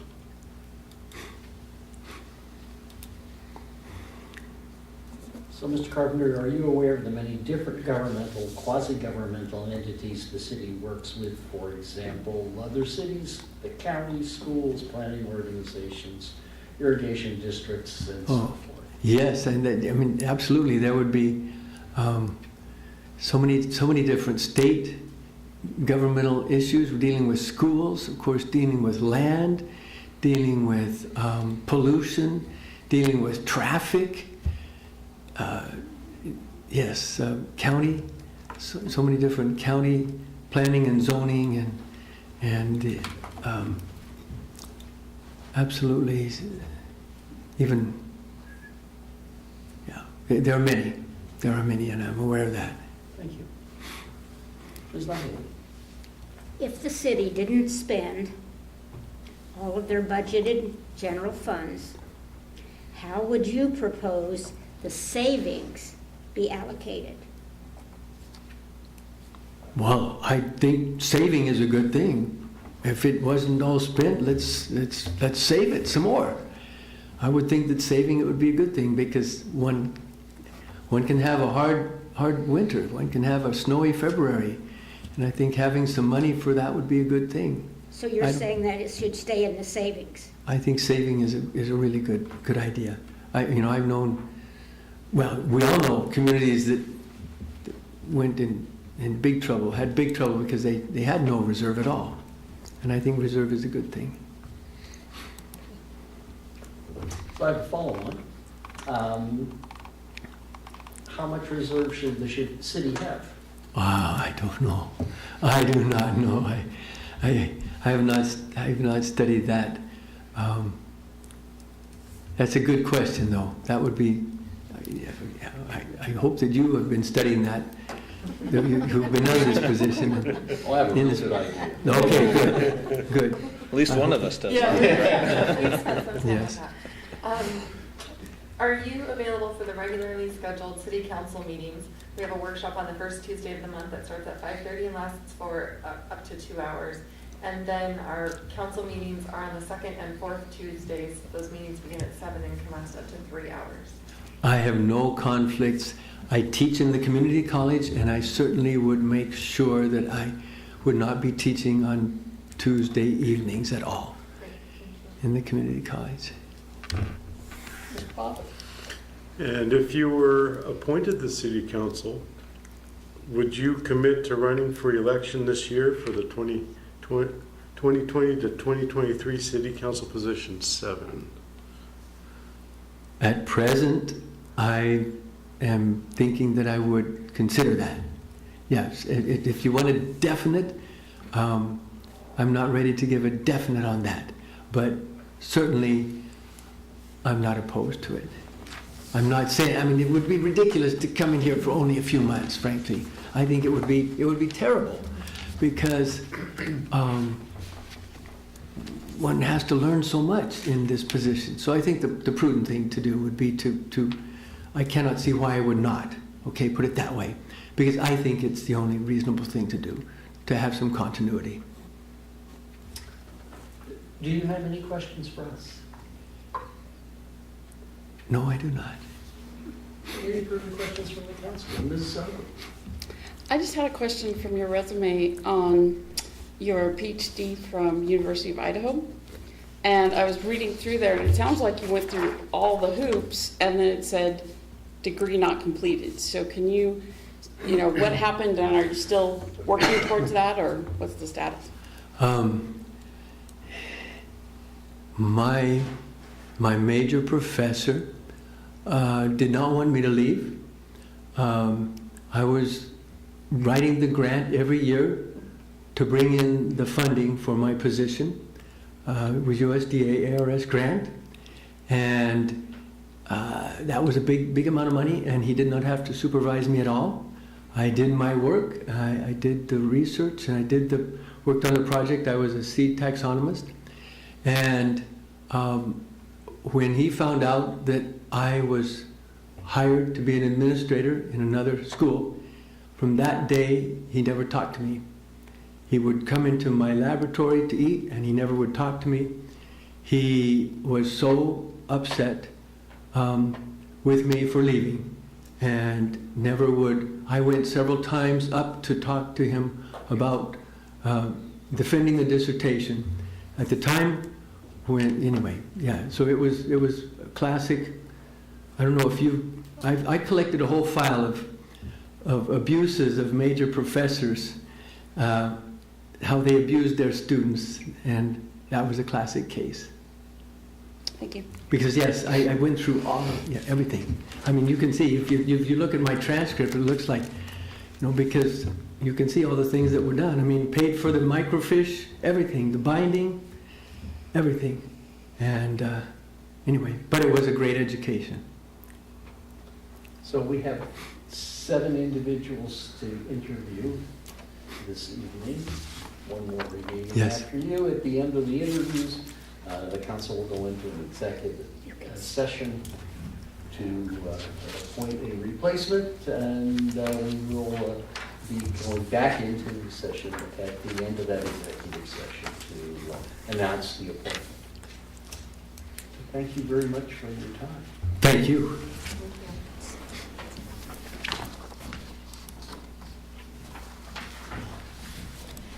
And we're waiting for a phone call from Europe.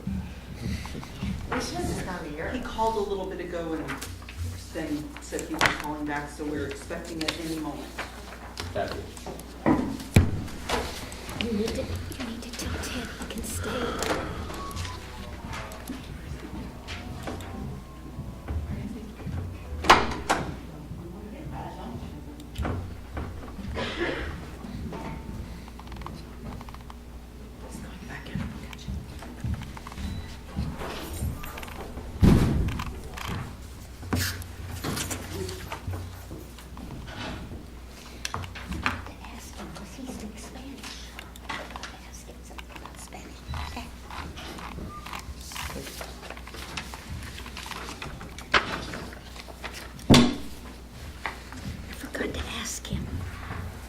He speaks Spanish, and I forgot I was going to ask him something about Spanish.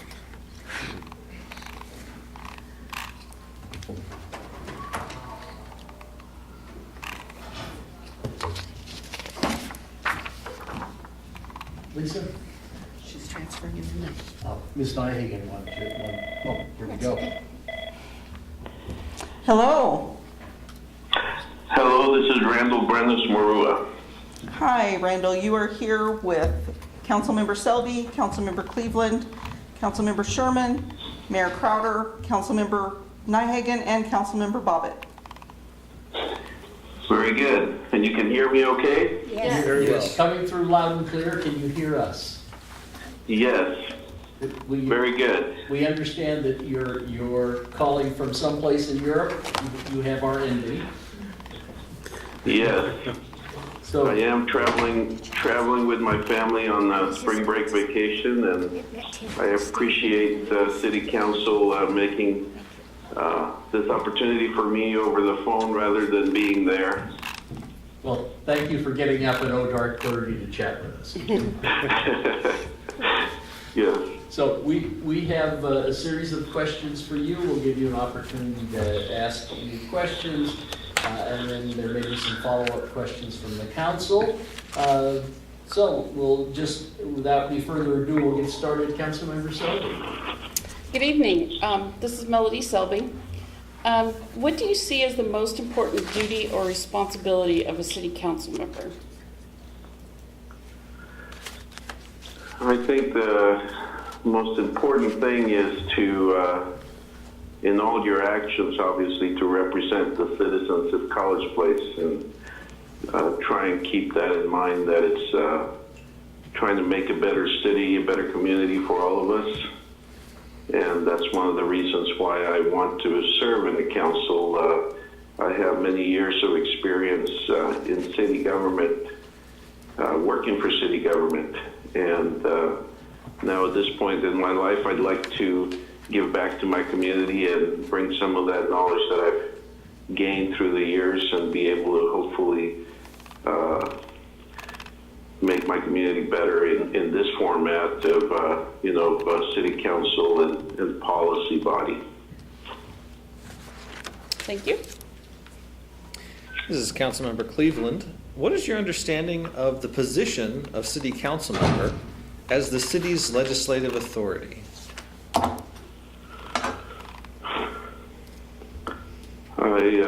As I understand it, it would be to, I guess ultimately to make decisions on a whole host of issues that the city has, different planning commissions and other commissions will bring things to the city. Staff would bring issues to the city with recommendations for action and approval, and the planning, and then the city council would consider those recommendations and debate and change them or send them back to staff or commissions for changes, and ultimately act on them. Of course, always have an opportunity, depending on the process in place, to hear from the community and hear some public input. I see it as kind of a leadership, to some degree, also a leadership branch in bringing out issues that the different council members may hear from the community and bring them to the forefront, as may be the case, so that they can be addressed. And anyway, I think that's what I see. Thank you. Hi, Randall. This is Councilmember Sherman. What is your understanding? Hi. What is your understanding of the relationship of city council members to the mayor and city staff?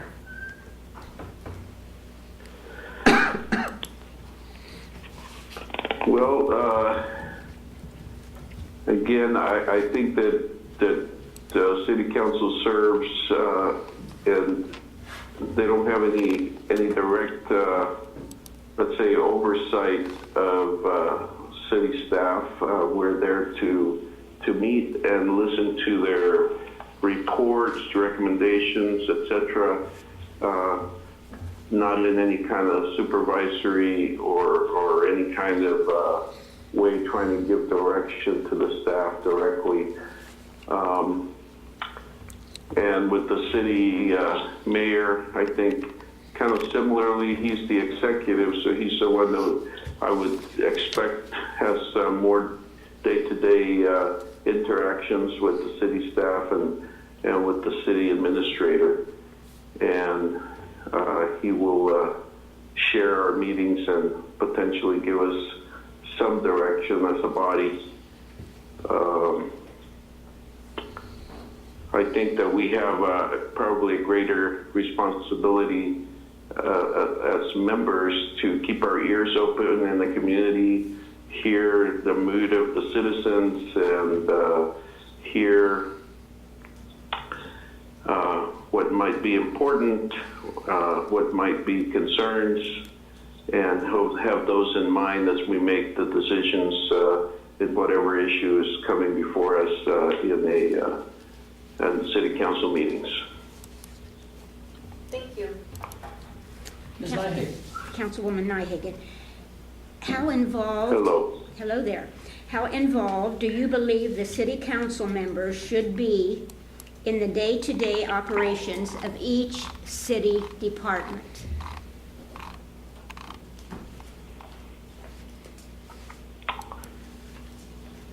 Well, in my mind, I don't think that we should be involved in day-to-day operations. I think as a body, we probably set direction for the different departments. Obviously, one of the most important ways is by giving them a budget, which gives them a mandate of in a sense, what to do, how much to spend and where. But so day to day, I don't think that the city council should be very involved. I think it's more of just providing direction and policy at a higher level. So that's my opinion. Thank you. So Randall, this is Harvey Crowder. Councilmember Peterson is also on vacation, so you're stuck with me asking these questions. Okay. What do you know about the city's budget process?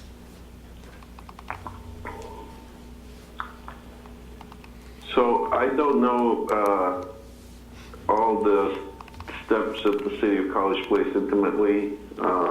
Just kind of generally, I would think that the city staff and departments have requests for budgets every year, and that they would propose a budget for their department. The city administrator and the mayor would kind of work in setting priorities, maybe limits in different areas, and bring it to council probably in several work sessions to discuss different departments' budgets for council to act on. And from time to time, obviously, there will be emergencies or issues that come up that will come up to council to perhaps change the budget during the year. Obviously, the council also has some authority on different kinds of taxes, and so they will have to prioritize and think about whether, where those taxes should go or whether additional taxes may need to be collected. Kind of in general, that's the process that I have in mind that I've seen kind of working in other places, but I don't know intimately the process at the city of College Place. Thank you. This is Jerry Bobbitt, and my question is, what do you know about the reserve funds set aside by the city, and what is their purpose? I actually do not know about the reserve funds and their purpose. I think as mentioned, they're reserved for a particular purpose, but I don't know what those purposes are. I know that recently we have had some issues with our water wells as a city. I'm assuming that perhaps we have been building up some reserve funds in the water department for some of these issues that have come up. And similarly, probably in some of the other departments, set up some reserve funds for future projects or major improvements or initiatives. But frankly, I don't know the specifics of any of the City of College Place reserve funds. Thank you. This is Melody Selby again. What do you see as the top issues facing the city? Can you repeat the question, please? What do you see as the top issues facing the city?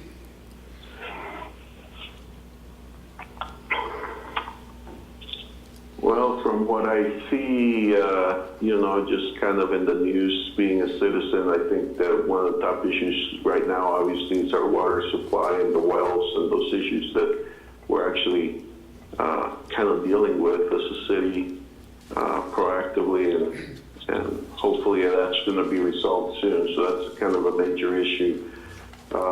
An issue that's of concern to me overall is crime, and especially gang kind of crime, and I've seen in other communities where that has become, frankly, a terrible issue, and so that's something that I think as a city and a community we need to stay on top of and hopefully discourage the growth of gangs and gang members in our community.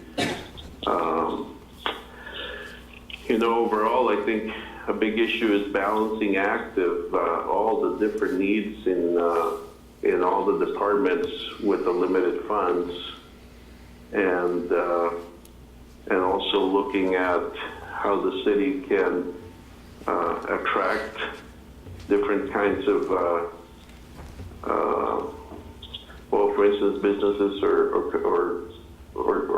industry that might provide additional funding for the city, and a balance to the city between just residential and residents, and be able to have some other variety of opportunities, and also then opportunities for taxes and so forth for income for the city.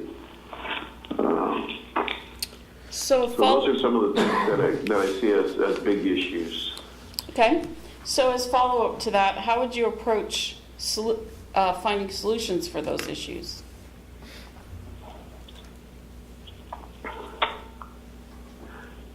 I think for kind of creating a crime-free community as much as possible, we need to have a lot of education. Obviously, our police department needs to be charged with the actual, enforcement of our laws and following up on tips and things like that about potential crime or crime groups. But I think overall, trying to keep our community crime-free is educational in nature, to make sure that citizens feel engaged, that they know, especially I think youth and younger people, some other opportunities other than perhaps criminal ways of moving forward. And so I think perhaps we need to work, and possibly we are already, but closer with the schools and potentially our police department and other departments, closer with schools as avenues of interacting with our younger people, that they may get to have a confidence in our police department, and see other ways of dealing with their problems, know about avenues that they may have. I also see us, I think as a city, we've done a lot of things in the last few years that encourage things like the market on Thursdays and other activities like the 4th of July fireworks. And I think in those kind of community gathering opportunities that perhaps we need to also have, I don't know if it's a booth or some other forms of communication that we can get the community involved to know that the city cares, that we're an avenue for solutions, and that there's different avenues, perhaps things that they can avail themselves of if they're finding themselves in some sort of trouble. Anyway, those are some thoughts that I've had. Thank you. Mr. Cleveland. Could you describe any of your experiences on serving on any governmental boards or committees? So as some of you may know, I'm currently in the Planning Commission for the City of College Place, and I've been there for about a year now. I've enjoyed that quite a bit, and other than that, from a citizen perspective, I have not been a member of any commissions, but I have been from a staff perspective. I worked for the city of Walla Walla for a while, for about 6.5 years as a city engineer. As part of that, I was chair of the bicycle pedestrian committee for the city. I was also part of the RTPO, or the Regional Transportation Planning Organization for the city of Walla Walla, and it's a regional committee. So I represented the technical technical part of that organization for the city of Walla Walla. And in other capacity in the city of Portland, when I worked there, also as staff, I participated in a sewer, basically a sewer board that was citizens and staff. So I've had some experience in different kinds of boards in that way, mostly or longest as staff rather than as an actual member from the public. As a follow-up question, could you tell us a little bit about how you work in groups? Kind of how do you deal with disagreements, or how do you persuade others over to your point of view? You know, in groups, I usually like to seek out, depending on what my role in the group is, but to seek out the different inputs and to listen. To be honest, sometimes I act a little bit as the devil's advocate and just to make sure that the issue is discussed or all sides of the story kind of get out so that the group can make a wise decision. I am not afraid to express my point of view, but at the same time, I hear the group as a whole and kind of the direction, and many times, we'll vote with the majority or we'll go with the majority if I think that that's a good decision, even though it might not be my most favorite decision. That's usually how I would act in a group. I definitely like to listen to the different points of view before I totally make up my mind on what I think the group decision should be. So it's Harvey Crowder again. Are you aware of the many governmental, quasi-governmental entities the city works with? For example, other cities, counties, schools, planning organizations, irrigation districts, etc.? I'm aware of many of them. I'm sure that I don't know all of them. I do know it's a vast number of different entities and government departments. And in my work, I know, for instance, state government has lots of different departments that at some point will interact with city or different city departments or agencies, depending on their role. Like I know recently we've started a stormwater utility, and part of that obviously is because of rules from the Department of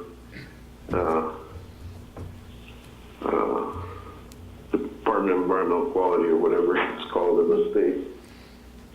So I am aware that there's a ton of different types of governmental organizations, agencies, and even different public agencies that we deal with as a city. Thank you. Ms. Nyhig.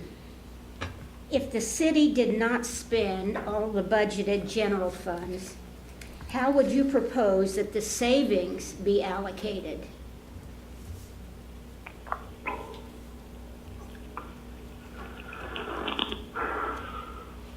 That's a tough question because I know that there's lots of needs.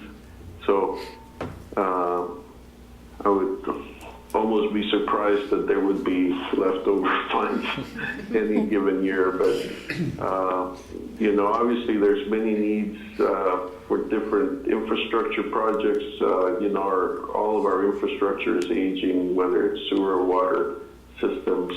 Our streets, definitely lots of them. Lots of our streets need work. So that's on the infrastructure side. I'm sure that there's lots of needs in all the other departments, whether it's, again, for capital needs, apparatus for the fire department or different things of that sort.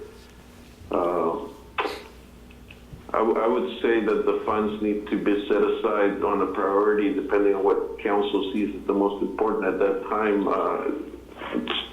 towards setting aside funds for a particular issue that is a priority, or perhaps even as a rainy day fund for a future year where the economy is down, etc., and we may not have all the funds available in that particular year for the real necessary budget items. Thank you. So speaking of rainy day funds, how big of a reserve should the city maintain? Well, obviously, I think there's probably accepted practice or maybe even in law as to minimum reserves, which at this point I don't know really what they are. Definitely would be prudent in my mind to have probably like a 10% of the budget as a reserve, as a rainy day fund, but I'm not sure how possible that truly is. I don't know what it is or what we have.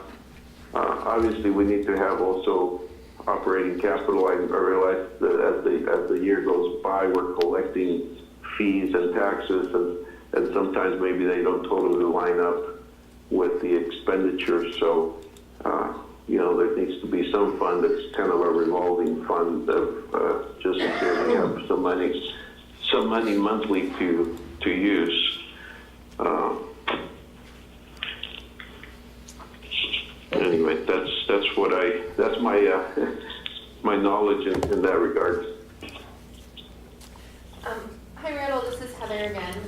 Are you available for our regularly scheduled city council meetings? We have a workshop on the first Tuesday of the month that begins at 5:30 and goes for up to 2 hours.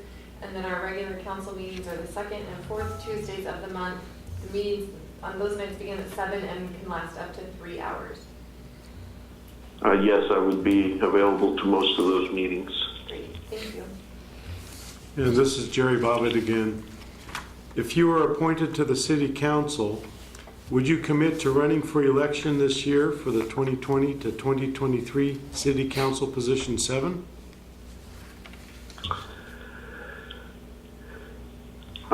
I think so. To be honest, that's the next step. It's a little bit for somebody like me who's a novice, who unlike all of you have run for office and know how that works. I've never had that experience. But yes, I would be looking forward to that experience and learn about that and see how that process works out and how it goes for me. Thank you. Thank you. That's all of our formal questions. Do you have any questions of us? No, I don't have any direct questions. I would be honored to serve as part of a member with you. I realize you have many good candidates that you've questioned and interviewed today, and so I know you will make a wise choice and decision, and I'll look forward to continuing to working with you, whether it's a city council or as a member of the planning commission in the future. And thank you for giving me this opportunity, especially via the telephone and not being there. Where is he? Ms. Selby? Hi, this is Councilmember Selby. I forget where I'm at. I just had one follow-up question. On your resume, it didn't include your education, so I'm wondering if you could tell us what degrees and licenses you have. Sure.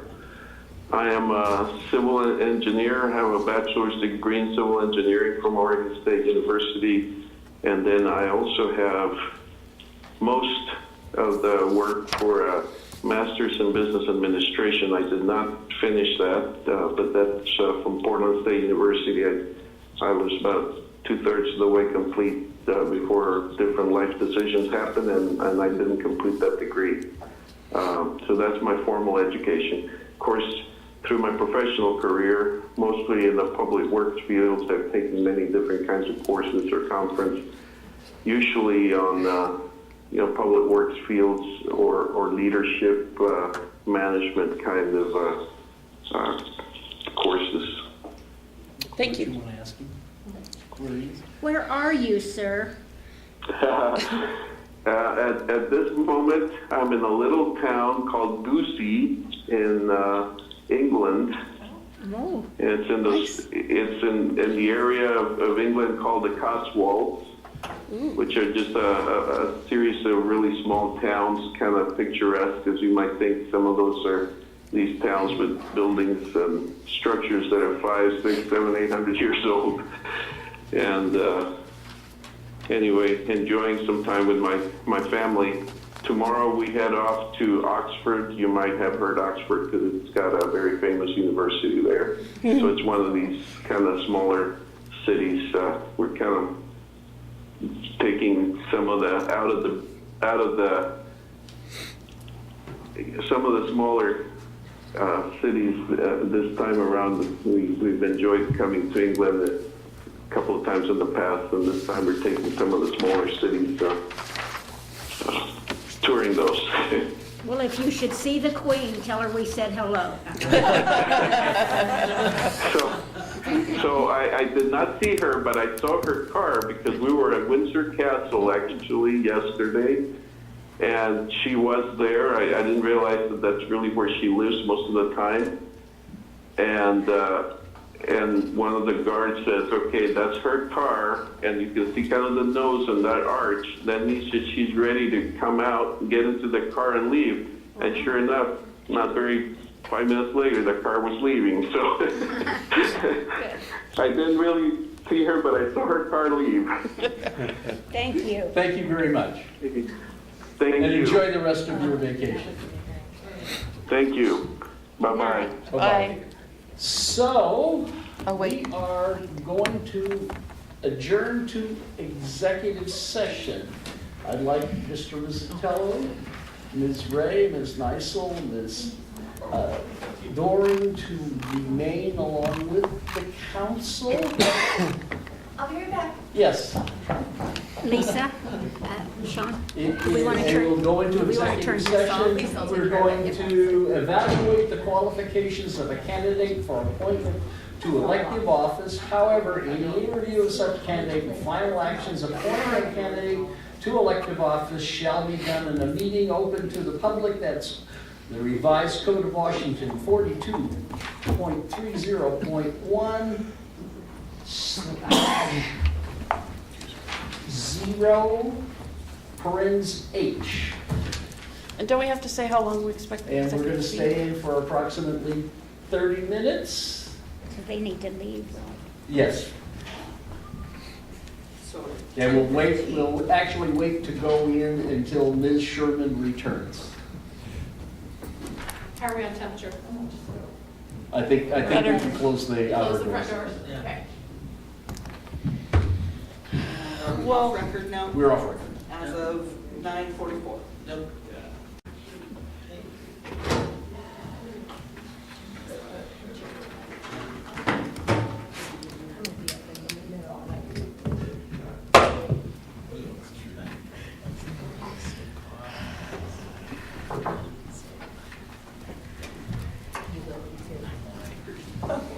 It is 10:15. It's still March 26, 2019. Yes. It'll be Easter pretty soon. I'd like to call the College Place City Council to reconvene. We have one action item for the council, and that is selection of a candidate to appoint to council position number 7. Oh, I didn't know if you wanted to finish your sentence, but I'll make a motion. Okay. I'd like to make a motion to nominate Norma Hernandez to city council position number 7. Second. Oh, I think Mel may be out there. It's been moved by Ms. Sherman, seconded by Ms. Selby and Ms. Nyhagen. I can't tell the difference between the timing. Is there any discussion? Can we make a comment now about how all the candidates were exceptional? Excellent. Yes, a this tough is decision? the time. Everyone was thoughtfully considered. Oh, yeah. I think everyone had something very valuable to bring to the council, and it was very difficult to make a decision. But And those that didn't win, they have a choice in November to run again.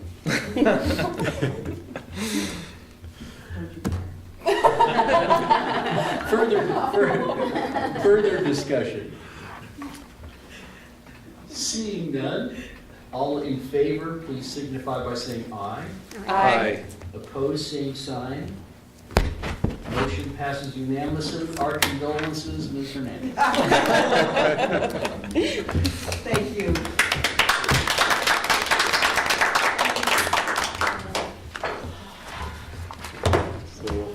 Do we need to move to adjourn? Well, is there? I would move to adjourn. Well, we need a move to adjourn.